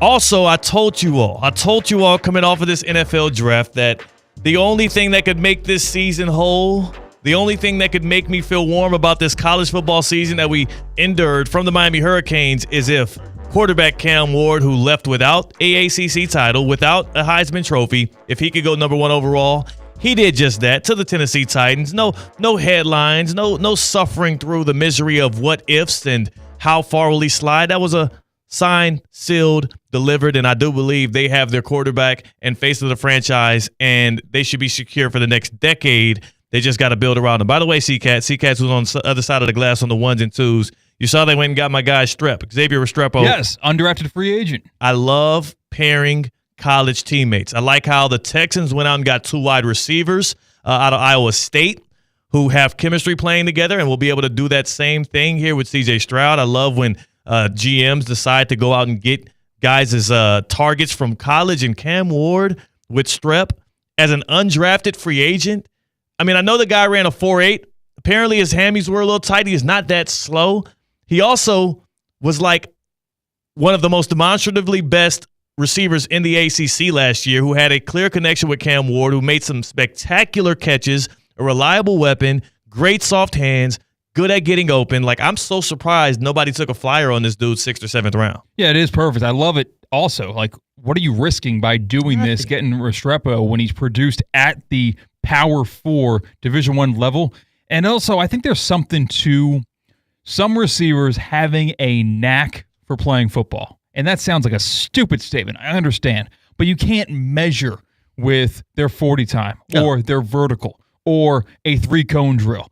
No, you watch their film and you see the connection with the quarterback, and you put him with that quarterback again, where there's not going to be a Tennessee quarterback battle to see who's going to start week 1. No. You have one variable that is not dependent. It's an independent variable. Now you add to take a flyer on a guy. I'm happy for Restrepo. I'm happy for Cam Ward. That's awesome. Get your guy again. It's exciting. And you know what? Though Cam Ward goes number 1 overall, 3rd Miami Hurricane to ever do so, and of course, in a draft that was dominated by the SEC and the Big Ten, they had 60%, nearly 60% of the players drafted in the NFL draft were Big Ten and ACC, or excuse me, Big Ten and SEC. It was actually the ACC and the Big 12 that ended up dominating the headlines because you get the number 1 overall pick, Cam Ward. Number 2, you have the Jaguars make a monster deal, a trade up to number 2 from out of 5 to go and get Travis Hunter, the Heisman winner. And then the Browns, who traded back from 2 to 5, they go up and get Shedeur Sanders in the 5th round, which at this point we can say clearly it seems like that was a decision from ownership. The Haslam family decided they would like to get a guy in Shedeur Sanders who, no matter what you think about the dude, he's worth a 5th round pick. He is. Like, as a football player, he's worth at the very least a 5th round pick, maybe even earlier. The question is, what the hell do you do in this crowded-ass quarterback room? Because now you probably have one of the most historically odd QB rooms in the history of the NFL. We thought the Giants had something weird going on. Look at this dude. It is the plot of a sitcom. It has to be. Has to be. I mean, you have a sexual deviant in Deshaun Watson. A guy who has many accounts of not being able to keep his hands to himself, a guy who is likely going to be on IR all of this season due to his, the second Achilles pop. Who's getting paid the most of anyone else in that room. They have the highest level of commitment to that guy based on the future draft picks they traded away plus the contract they gave him, but he's the one guy that we know will not be starting week 1 for the Browns. Okay, so what else you got? 4 other guys. Okay, let's start with Joe Flacco. Joe Flacco was the last guy to ever start a playoff game for the Cleveland Browns. He is the man who replaced Deshaun Watson a couple of years ago and brought them on that historic run on the back end of that year thanks to a well-coached defense and a just good enough offense. Flacco's somewhat of like a hero. He won a couple of games last year with the Indianapolis Colts. Yeah, he's 40 years old. It's incredible. 40 years old, still got it, man. Sometimes you still a little gas left in that tank from Mr. used to be elite with the Baltimore Ravens. People forget that too. Like, Flacco's having so many different eras in his career right now. This new era as like veteran journeyman who's kind of like a stabilizing presence. That's the one he's in right now. He feels like the leader in the clubhouse to start week 1, but then he looks to his side and there goes Kenny Pickett. They traded for him. They traded for Kenny Pickett this offseason before the draft. So the funny thing about Kenny Pickett is he was the headliner from probably the worst quarterback draft class of the last 15 years. The lone guy to go in the first round to the Steelers in the 20s. and clearly didn't work out with Pittsburgh. He's bounced around a little bit. He just won a championship with his hometown team, the Eagles, last year. He played in the Super Bowl. He did. He got in there, right? I think he took the last snap, yeah. So Kenny Pickett is a Super Bowl champion. He's 26 years old. He has plenty of experience, but not a lot of talent. He's also in that quarterback room, and you pair those three guys with two dudes you just brought up in the draft, a day 2 pick in Dylan Gabriel. They got him in the third round, the Oregon quarterback who, the funniest part about this is he might end up being the best guy out of this crew. Is a chance. I'm not saying he will be. I'm not banking on that, but the Browns, like Andrew Berry, the general manager, and I'm sure in on this as well, was Kevin Stefanski, the head coach who's offensive-minded. Like, they sought him out. They decided that's the young guy we want to go with, the rookie we want to take a chance on and see if he can give us something this year before we revisit the draft next year, whereas SHEDEUR Sanders kind of was forced upon them by the ownership in the 5th round. So they got faith. Especially where they got him. It's like, well, now we just have to. Like, yes, we can talk our owner out of wasting a 1st or 2nd round pick on someone he just has a hunch about or someone he just wants the optics of taking for whatever his ulterior motives are. Because we saw the last time ownership imposed their will on a personnel decision, and it resulted in the first guy we talked about, Deshaun Watson. And they apologized for it at the owners' meeting. Right, so my bad. We screwed that up. This time, 5th round pick. Yeah. Let's do it. Come on. And you know what? Way less of an investment from draft capital and monetarily against the books. But now we stand with a hodgepodge of quarterbacks that give Browns fans, I'm sure, very little faith. But at the very least, you got a lot of lottery balls in there. You know what I'm saying? And we talked about it pre-show. This crowded room, 5 guys. It's like Survivor. Only one can remain and start week 1. But when we have this conversation this time next year, they will have drafted another quarterback because that's the whole point of trading back in the draft, acquire assets to take advantage of a loaded quarterback draft class next year. Yeah, so that's what we're going to end up getting, right? No matter who wins the QB room, the QB battle, if you will, between SHEDEUR Sanders, Dylan Gabriel, Joe Flacco, Kenny Pickett, and Deshaun Watson, and gets to start the majority of the games this year, they'll be supplanted by either Drew Aller or Arch Manning or Lenore Sellers or whoever the hell the Browns seek out next year, because this was a bad QB draft and there wasn't much doing with the offseason quarterbacks that were available. But the question is, who the hell do they suit up week 1? Who will the Browns put their trust in to be able to go out and lead that Kevin Stefanski offense into hopefully a product that is not just an overall horrendous watch? And when I look around at those faces, obviously the first one we can go ahead and just rule out, Deshaun Watson's not going to be available. Nope. He's cooked. He injured his other Achilles. Yeah. That was the word. Another Achilles tear during the offseason. So no Watson.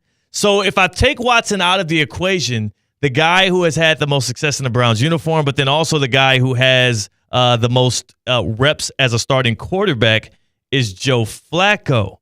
The question is, though, if you're the Browns and you want a high pick next year, I know you can always use your extra draft assets to trade up. The question is, do you want the most competent guy in there from the get-go who might actually rally off just enough wins to put you out of position to get that top QB in the draft next year? Like, what's their angle here? Because the one thing we do know is Andrew Berry and Kevin Stefanski seem to have much more job security than their fan base would like them to have. You feel comfortable rolling out Flacco, or would you take a risk and try out Dylan Gabriel or SHEDEUR Sanders? Do you want to hear the odds? Like, there's real odds on it. There's real odds on who will take the first snap for the Browns in the regular season week 1. Here it is. We'll listen to the odds, and I'll make my pick. Browns week 1 starting quarterback. Do we know who they're playing week 1 yet? We haven't got the schedule roll out. No, we have not. We got the schedule release on Thursday. Perfect. Okay. They told us May 14th. We're going to find out who the Browns play week 1. Wow. We're going to keep us waiting on bated breath. Woo! Is that the phrase, bated breath? Sure. Who cares? They actually listed Deshaun Watson as the biggest underdog.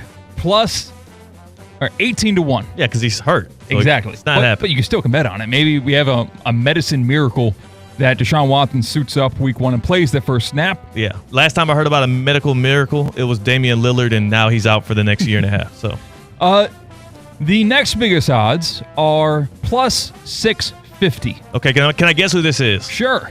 So, plus 650. The person who they have the least amount of capital in is SHEDEUR Sanders, but I would have to assume people are going to assume that SHEDEUR, who was used to be, he's a highly touted prospect at one point. You know what? Kenny Pickett. Sorry. We have buttons for that. No. At plus 650 to take the first snap for the Browns this regular season is Dylan Gabriel. Yeah, that makes sense. I should have thought about that, but they spent the third rounder on him and a fifth rounder on SHEDEUR. There should be some kind of precedence there. When you break down the money and how you equate that to draft picks, yeah, he is the next heaviest investment. So now we go to plus 300. Okay. Third in most likely to take the first snap for the Browns in the regular season week 1. Kenny Pickett. Joe Flacco. What? Joe Flacco, 3-1 Third shortest odds? Third shortest odds to take the first snap for the Browns. I'm taking Flacco, by the way. I would jump on that. But okay, so who's second? Who's second? The second most likely to take the first snap at quarterback for the Browns in week 1 is SHEDEUR Sanders at plus 225. So that means the most likely, according to the odds makers, which they know things and they're pretty smart. They're the reason why there are skyscrapers in Vegas. There's not. The casinos are in Vegas. Right. They know things, and they say Kenny Pickett, plus 120. Almost a coin flip that Kenny Pickett will start for the Browns to start the regular season. Wow. Okay. So those are the odds. SHEDEUR, the second shortest odds, and then Kenny Pickett's number 1. So Joe Flacco is third? Mm-hmm. They also do some little math where there. SHEDEUR Sanders is 3 times as likely to start week 1 than Dylan Gabriel. Even though SHEDEUR was picked in the 5th round, Gabriel picked in the 3rd.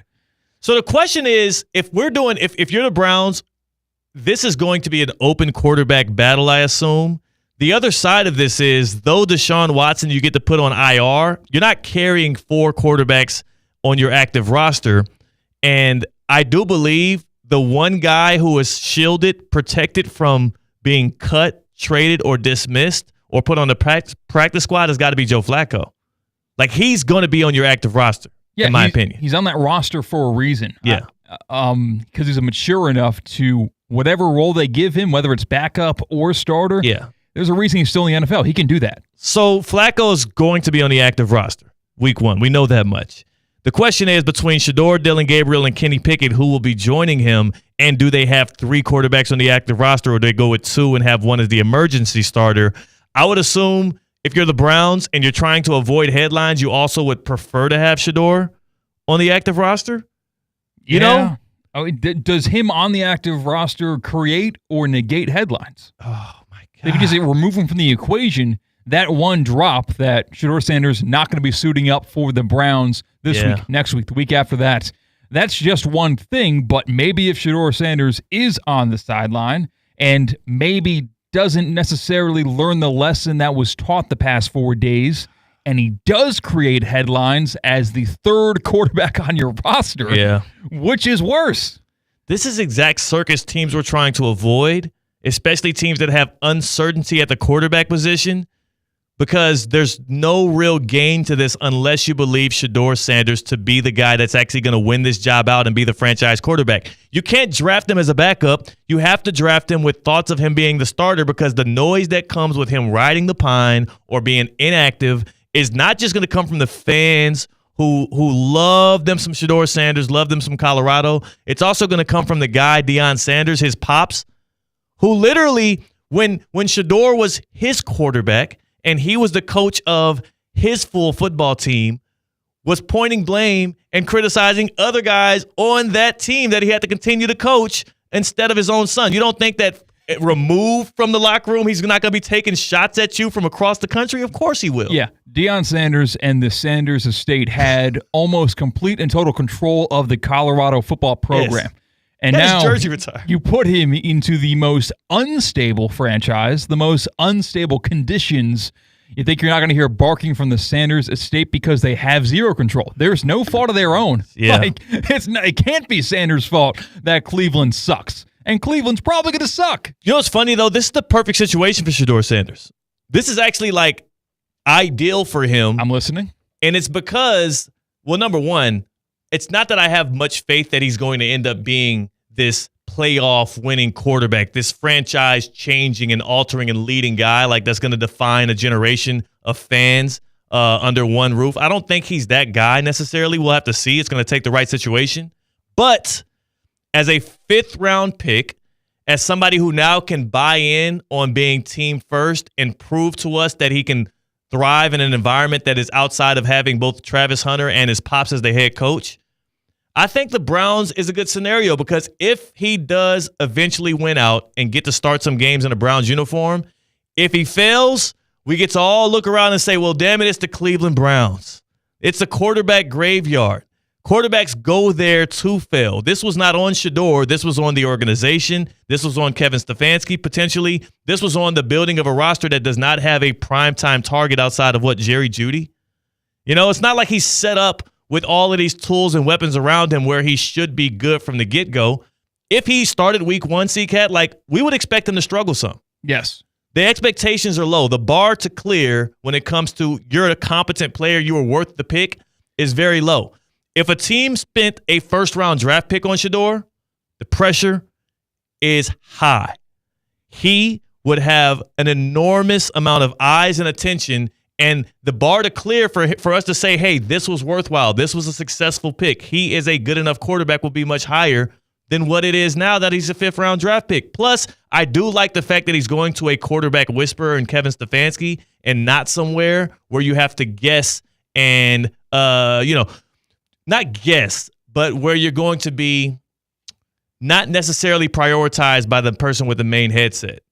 Like Stefanski, if SHEDEUR wins out the job, Stefanski is going to be speaking to and directly pouring into SHEDEUR in a way that you might not get elsewhere if you're with a coach that is more focused on other things and you don't have that offensive guru in-house.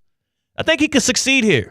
Because success does not look like winning playoff games or whatnot. Success looks like looking competent on the field, and all he got to do is beat out freaking Dylan Gabriel and Kenny Pickett for the job. I think he can make it happen. But isn't this everything that was wrong with the lead up to the draft for the Sanders camp?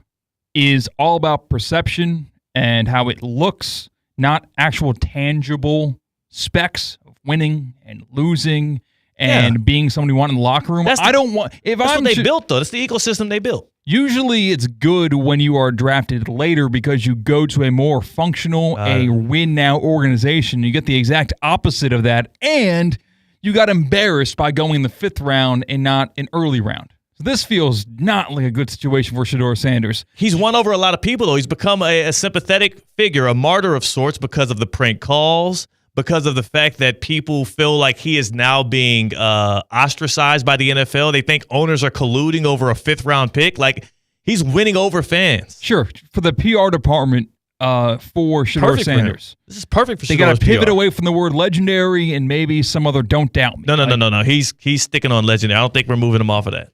Okay. I do think it's a little corny. It's good for the branding, right? It's great for the branding, but for the football player and for someone, if I was greatly buying into the stock of SHEDEUR Sanders, I'm not optimistic on the next 5 years of his career. No. I'm more optimistic on his career now than I was pre-draft. Because here's the issue.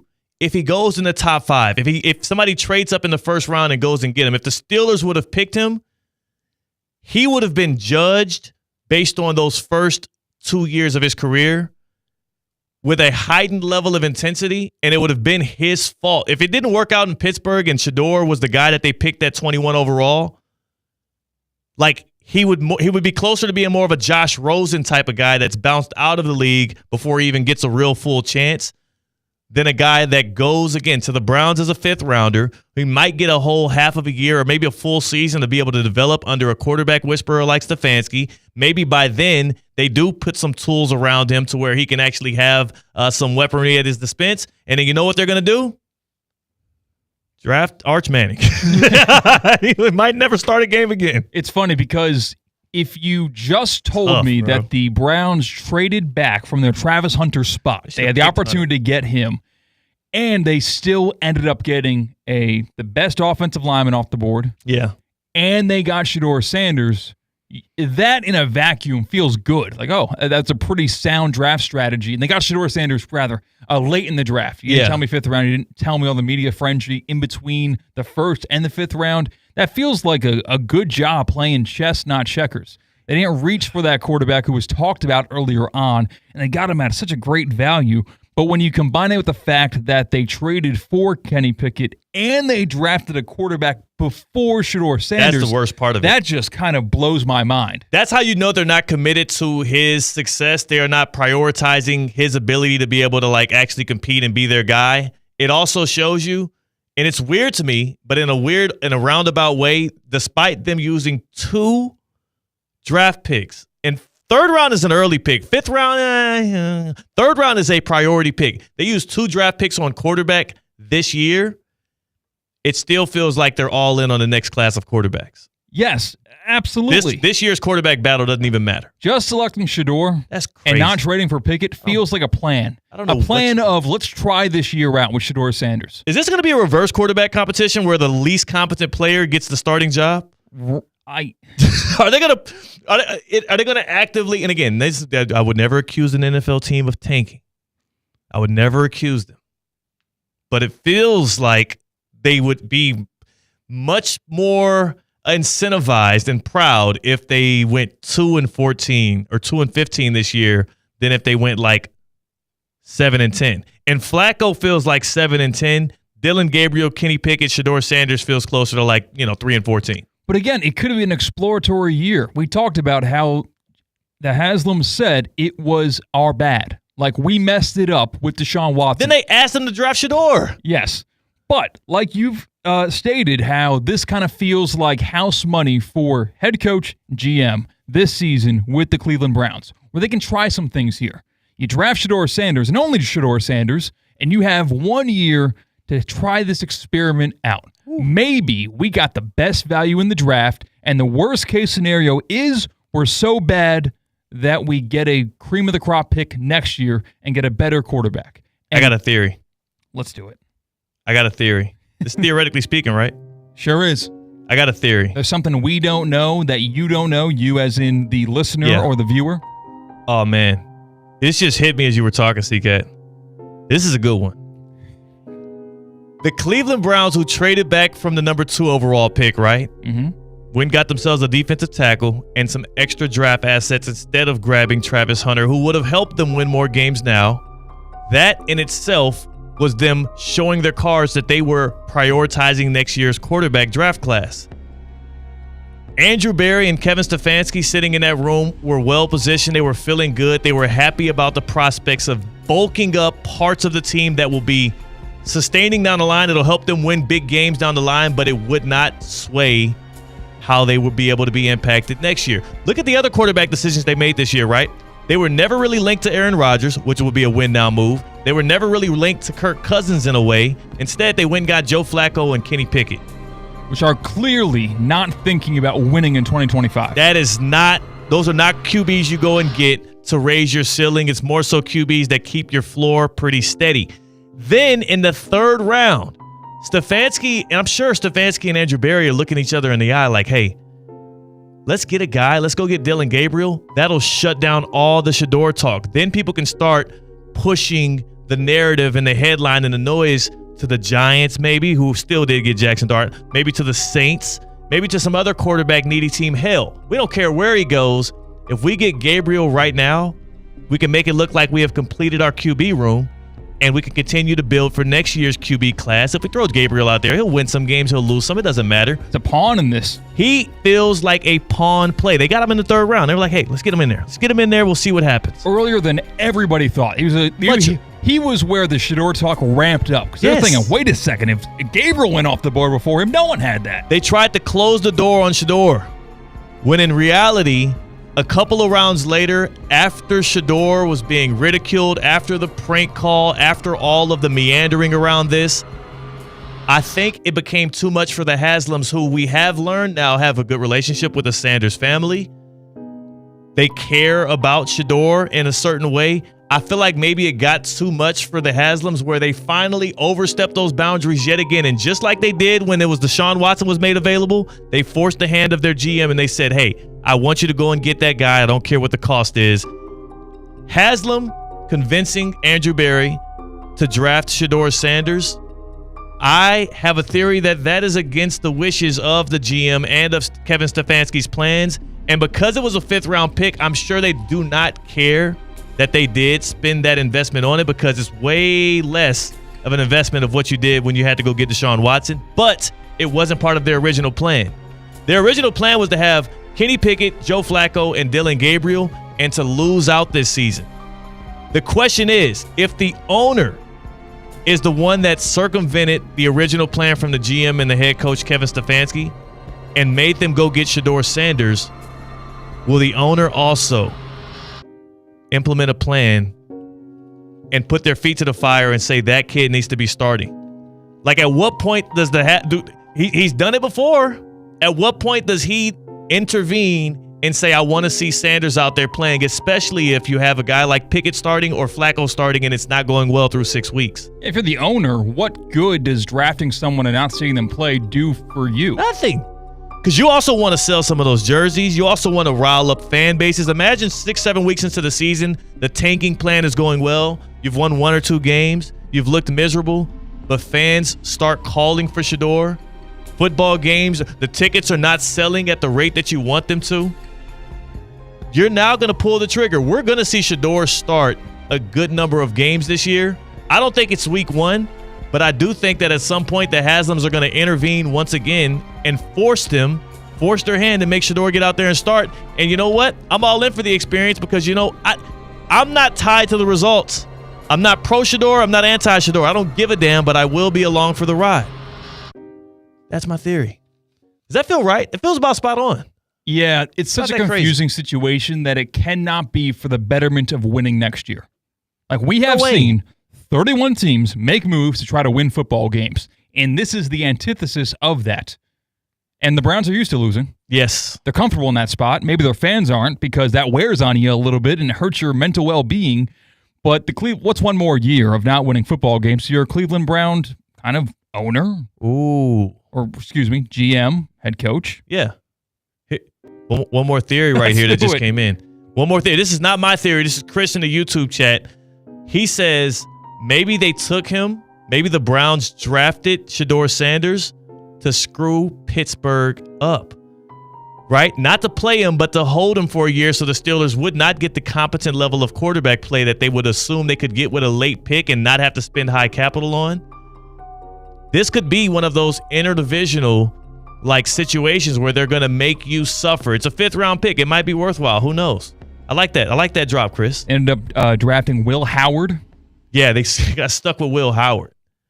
That is not a good play if you're Pittsburgh. Now you're almost locked into Aaron Rodgers or potentially trading for Kirk Cousins. That is a terrible situation to be in. Howard went off the board after SHEDEUR Sanders, so maybe the Steelers were just sitting there and watching the draft stock plummet and plummet and plummet so they could swoop in at the very end. Yeah. And maybe the Browns beat them at their own game. Somehow, the Browns chess played the Steelers. It feels weird to say, but it's a possibility.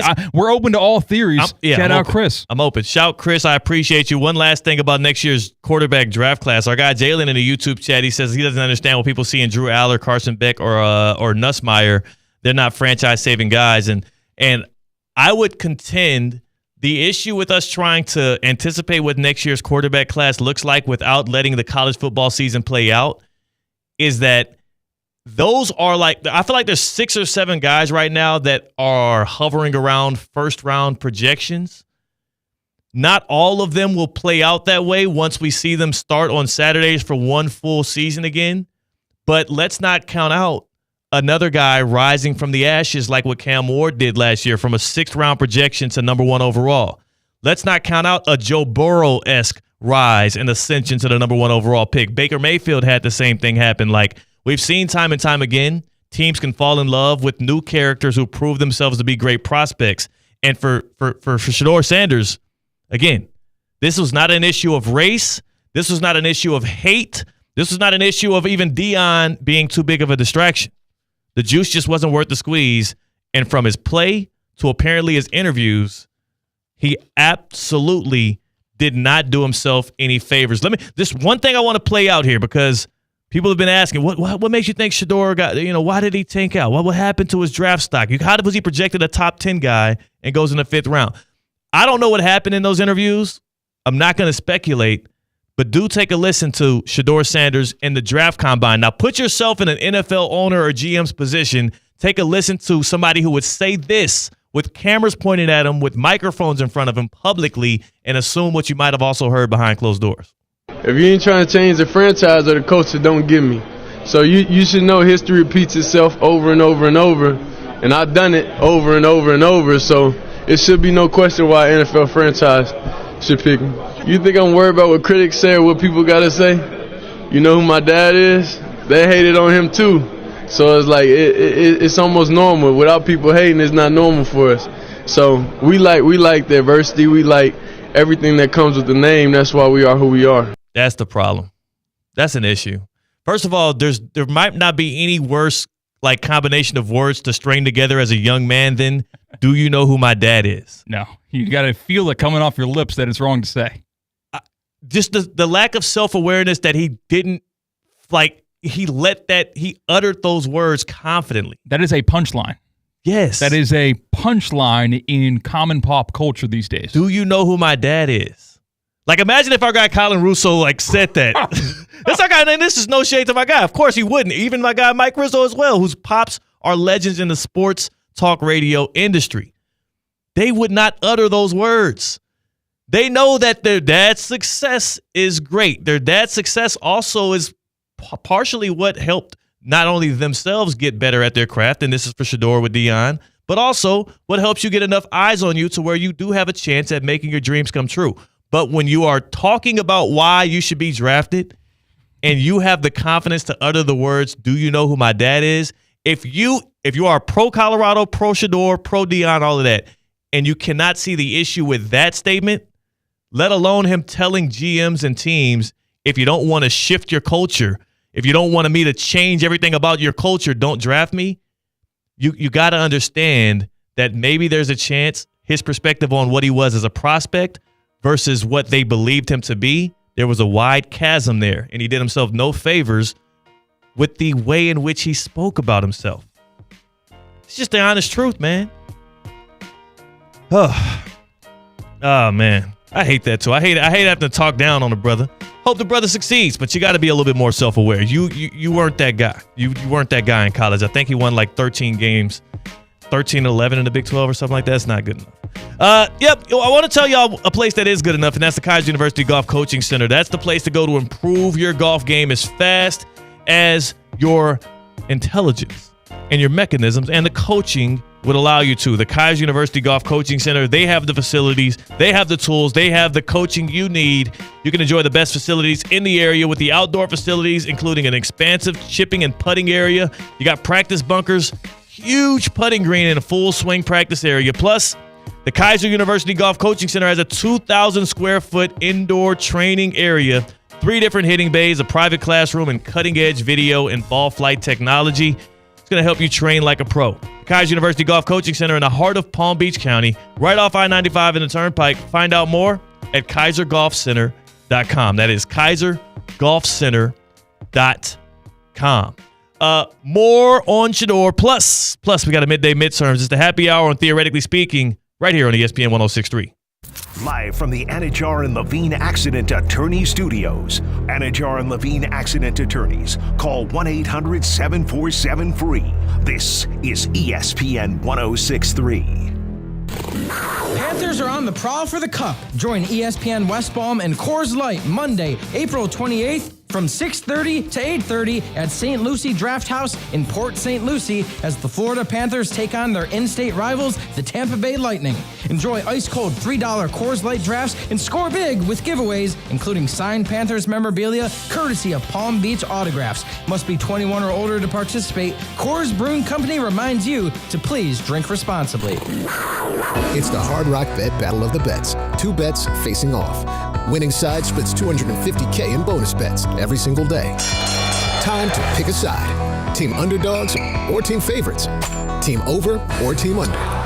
There's one way to settle this. Hard Rock Bet Battle of the Bets. Pick a side for $1. Win your share of $250K or more today. Prize pool to be paid out in bonus bets, not a cash offer. Offered by the Seminole Tribe of Florida. Must be 21 plus and physically present in Florida to wager. Terms and conditions apply. Concerned about gambling? Please call 1-888-ADMIT-IT. Hi, I'm Michael Manzo, owner and founder of Manzo's Italian Deli. And Stop, Dad. After 20 years, people are tired of hearing your voice. Yeah, and your lame-ass commercials. Fresh prosciutto, mozzarella, outstanding. Oh, please. There's only one reason Manzo's is voted #1 deli in Palm Beach County for 20 years. Our mother. She makes sure you prepare everything from scratch using only the freshest ingredients. Manzo's Italian Deli is located on Palm Beach Lakes Boulevard, right next to Rain Dancers. Is that a strip club? No, it's a steakhouse. Manzo's is open weekdays from 8 to 5 and offers free delivery. So stop by or call 697-9411. That's 697-9411. we also specialize in hot and cold catering for corporate functions and special events. Just ask anyone who was at my last birthday party. Tired of being sidelined by a sports injury? Get back in the game with Baptist Health Orthopedic Care. Whether you're a professional athlete or even a weekend warrior, you can get back to doing what you love with our compassionate orthopedic team. Experience a new level of care and get back to your best. Welcome to being treated like a pro. Make an appointment today at baptisthealth.net/ortho or call 833-556-6764. Mondays just got better for the men of Palm Beach County. Unlimited Auto Wash is offering $5 off any wash every Monday at all 6 convenient locations. Men's Monday at Unlimited Auto Wash. Don't miss it. So, you finally have some time to yourself. Even if it is just the car ride home, it's you time. And look at you.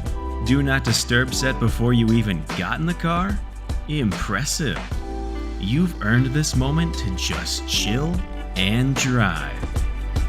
This break is brought to you by Target Zero and the Florida Department of Transportation.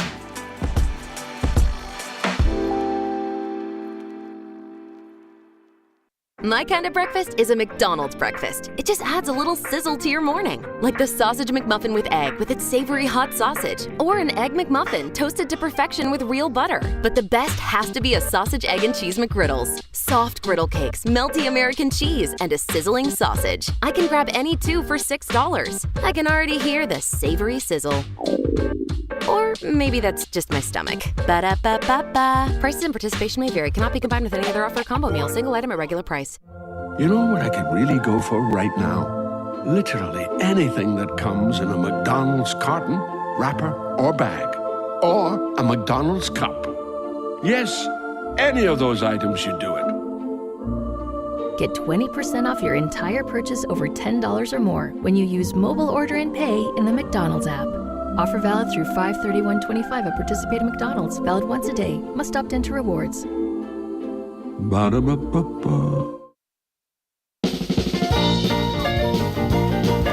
Live from the Anajar and Levine Accident Attorney Studios, Theo Dorsey is theoretically speaking. Streaming live on YouTube, here's Theo Dorsey. Midday midterms. Time for us to grade. Pull out the red pen, and it's brought to you by EDS Air Conditioning and Plumbing. CCAT, what's first up? You can grade EDS Air Conditioning and Plumbing. Oh, man. Well, I grade that an A+ because, well, the question for you would be, is your air or water flowing perfectly in your home? And if the answer is no, EDS is yes. Is there a room in your home that's always too hot, or maybe it's freezing cold? Are you running out of hot water when you need it most? If the answer is no to the question, is your air or water flowing perfectly in your home, then EDS is yes. They are Palm Beach County's AC and plumbing expert. They'll make sure your air and water flow perfectly. You can relax in the comfort you deserve. Plus, with flexible financing options, your budget will not stand in between you and the comfort that is awaiting you. Call today or visit edsisyes.com because when comfort matters, EDS is yes. All right, next up, grade the Travis Hunter trade. Now that the dust has settled, we've seen what has been done with the picks. Grade the Travis Hunter trade for the Cleveland Browns. D-. It's a really bad trade for you because not only are you trading off of a guy that is going to be a generational talent in the NFL and all of the picks you got from it will never suffice for the two-way player that Travis Hunter is going to be in the league.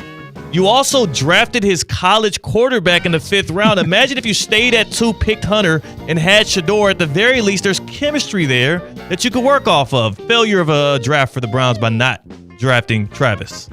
All right, flip side of the coin, grade the Travis Hunter, in quotes, trade for the Jacksonville Jaguars. A++, man. This is going to work out so well for Gladstone and for Liam Cohen. You have an offensive-minded head coach who is antsy to put him out there and pair him with Brian Thomas Jr. You're going to be able to revive Trevor Lawrence's career, whatever is left of it, because it's been very disheartening to date.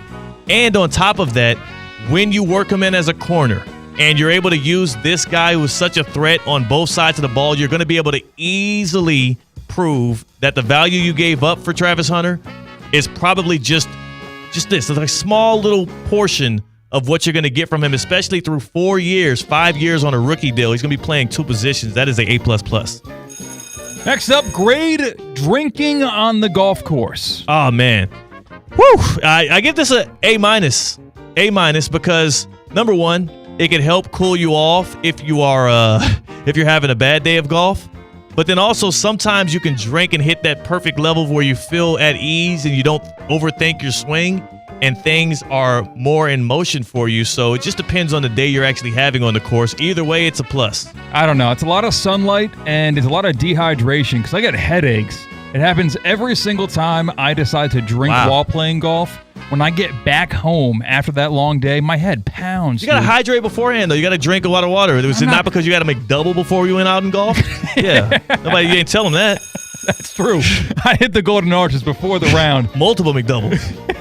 Grade the NBA playoffs so far. Oh, man. I got to give him an A.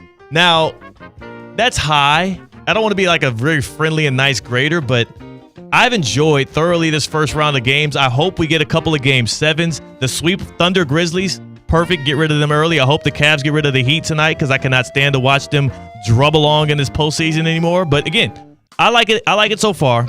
I just hope we can potentially. You know what? I'm dropping my grade. I forgot. Oh, no. We just lost Dame Lillard. B+. B+. That sucks. Bucks Pacers would have been a great series if Lillard was available for the entire thing. Now we lost him for like a year. It sucks. That's all I got for you. Oh, man. Okay. Well, that sucks as well. But how about this? More happy hour, more theoretically speaking on the other side. So stick around with us. That's C-Cat. I'm Theo Dorsey. The Cats play tonight. The Heat play tonight. We also got a little Jimmy Butler action. It's theoretically speaking on ESPN 106.3. Live from the Anajar and Levine Accident Attorney Studios. Anajar and Levine Accident Attorneys. Call 1-800-747-FREE. This is ESPN 106.3. Introducing the bold, the powerful, the all-new 2025 Range Rover Sport P530 Dynamic SE. A luxury SUV that commands attention with its refined design, dynamic performance, and cutting-edge technology. Lease the 2025 Range Rover Sport for just $15.29 per month for 36 months. Drive in style, power, and comfort, all for just $15.29 a month. Visit Land Rover Palm Beach today and take the new Range Rover Sport for a spin. Terms and conditions apply. See dealer for details. Calling all sports fans, grab your MVP card and head to Duffy's where you can catch all of the action. Not an MVP? Sign up for free and start earning rewards today. Duffy's is voted the best sports grill year after year with their award-winning burgers and wings. Don't forget about Duffy's famous 2-for-1 drinks all day, every day. And with over 80 TVs in every location, you'll never miss a minute of the game. Visit Duffy'sMVP.com to learn more. Duffy's, our game is always on. This is the Inter Miami save of the game. A floater left foot and a high leaping two-handed snag from Callender who hits the ground, but a nifty job by Drake Callender to extinguish that. Luciano Acosta tried to go to the far post. I'm not sure if that was a delivery or was he trying to finesse it, but that will go down as a save for Drake Callender. Brought to you by PNC Bank. PNC Bank, brilliantly boring since 1865. Hey, Steph Prince here, General Manager of ESPN West Palm, to tell you about a team that has meant a lot to me and this community for a long time. Bob and the team at Bradley Heating and Air Conditioning have been helping me stay cool for years, whether at home or in the office. And living in South Florida with 3 kids, I don't know what I'd do without them. Family owned and operated, serving Royal Palm Beach and beyond since 1980. Let the knowledgeable and trained team at Bradley help you with your residential and commercial needs, installation, repair, seasonal maintenance, upgrades of all makes and styles and models of HVAC equipment, and so much more. Bradley Heating and Air Conditioning does things right the first time and makes the process smooth, stress-free, and most importantly, keeps you cool. Give them a call at 561-793-7497. That's 561-793-7497 or bradleyair.com. Any need, big or small, trust the amazing team at Bradley Heating and Air Conditioning. Start the summer at Roger Dean Chevrolet Stadium for a fun and jam-packed Memorial Day weekend. Friday, May 23rd is a Dog Day Friday at 6:30 p.m. Saturday, May 24th is Hometown Heroes Night, presented by Gordon and Partners with post-game fireworks as we honor all military members, first responders, and local heroes. Sunday, May 25th, all fans can enjoy discounted $10 tickets. Stop by the ticket office to purchase your tickets or go to RogerDeanChevroletStadium.com. Live from the Anajar and Levine Accident Attorney Studios, Theo Dorsey is theoretically speaking. Streaming live on YouTube, here's Theo Dorsey. Tickets are moving fast, so you might want to move a little faster. What am I talking about? I'm talking about the 2025 Formula One Crypto.com Miami Grand Prix. It's here, so please don't miss out. May 2nd through the 4th, the upcoming weekend. And it's going to be a ball. It's going to be a thrill. You can cruise the campus, explore the circuit, experience F1 in Miami like never before. And I went last year. A great and thrilling experience it was. You can immerse yourself in all the action all weekend long with unparalleled access to different campus zones. You can enjoy thrilling activities, live entertainment, and endless food and beverage options while witnessing the race from multiple angles. For less than $150 a day, secure your campus pass right now. Tickets, they're moving. F1MiamiGP.com. Again, that's F1MiamiGP.com to explore your ticket options and secure your spot at the 2025 Formula One Crypto.com Miami Grand Prix. The race, that's an experience. That there is going to be a good one. Pull up, have an appetite, get some drinks up, and have a good time. Yeah. CCAT, not going to be a good time in Miami tonight at Castella Center. You think so? It's not like, when you go to a funeral, sometimes people like to celebrate the life and not just be sad that life is over. Yeah, but it's not a funeral of the Heat season that was. It's the funeral of the Heat season, but it's not going to be celebratory because there was not much to enjoy this year. You had the Jimmy saga. Yeah. You had the unceremonious trade of Jimmy that did not give the kind of returns you would expect from a guy that is going to be the number 2 option and a key role player. Going to play a key role in trying to get a championship with the Warriors this postseason. You see them on the other side after the Heat-Cavs game tonight. The Warriors and Rockets tip off at 10 o'clock. So if you're a Heat fan tonight, you could be very well watching your team get swept for just the 3rd time in franchise history. And the very next game you watch in the NBA will be Jimmy Buckets returning to the Warriors lineup, likely getting a 3-1 lead over the Rockets. The best part of the Heat season was the Heat fan telling Kevin Love that Jimmy Butler was traded. Yeah, actually absolutely was. We had him on the show. That was a great time. By the way, Kevin Love out tonight, personal reasons. Kyle Anderson, questionable with an illness. Terry Rozier out with the ankle. The Heat facing elimination tonight. Projected starters, we got Khalil Ware in at center, Tyler Hero and Davion Mitchell at the guard spots, Andrew Wiggins and Bam Adebayo at the 4s. I just hope that they show some heart tonight at home. I remember we talked about the Heat Cavs. I said that it will be a gentleman's sweep, that they would steal one. I do not expect for that to happen. Last game, game 3, there was no Darius Garland, and they still got smoked. This has been an embarrassing playoff series. Back-to-back years where we just fodder to the number 1 seed in the East. Why do they continue to want to parade in the play-in? The Heat are becoming the Steelers of the NBA. So you think no fight from the Heat, but we're going to see fight in South Florida somewhere in pro sports. Yes, that's why Russo and Rizzo went to Amerant Bank Arena, because they're going to see the Cats Socham fight. Amerant Bank Arena, that's where you can watch a championship-level program, a Cats team looking to defend their title against the Tampa Bay Lightning. That's going to be at home. Russo and Rizzo next from Sunrise, so tap in with them and bear through the Heat tonight. Go in love, go in peace, go in joy. While it's not always possible to see contaminated water coming out of the faucet, the taste is difficult to ignore. And what about plastics and pharmaceuticals now in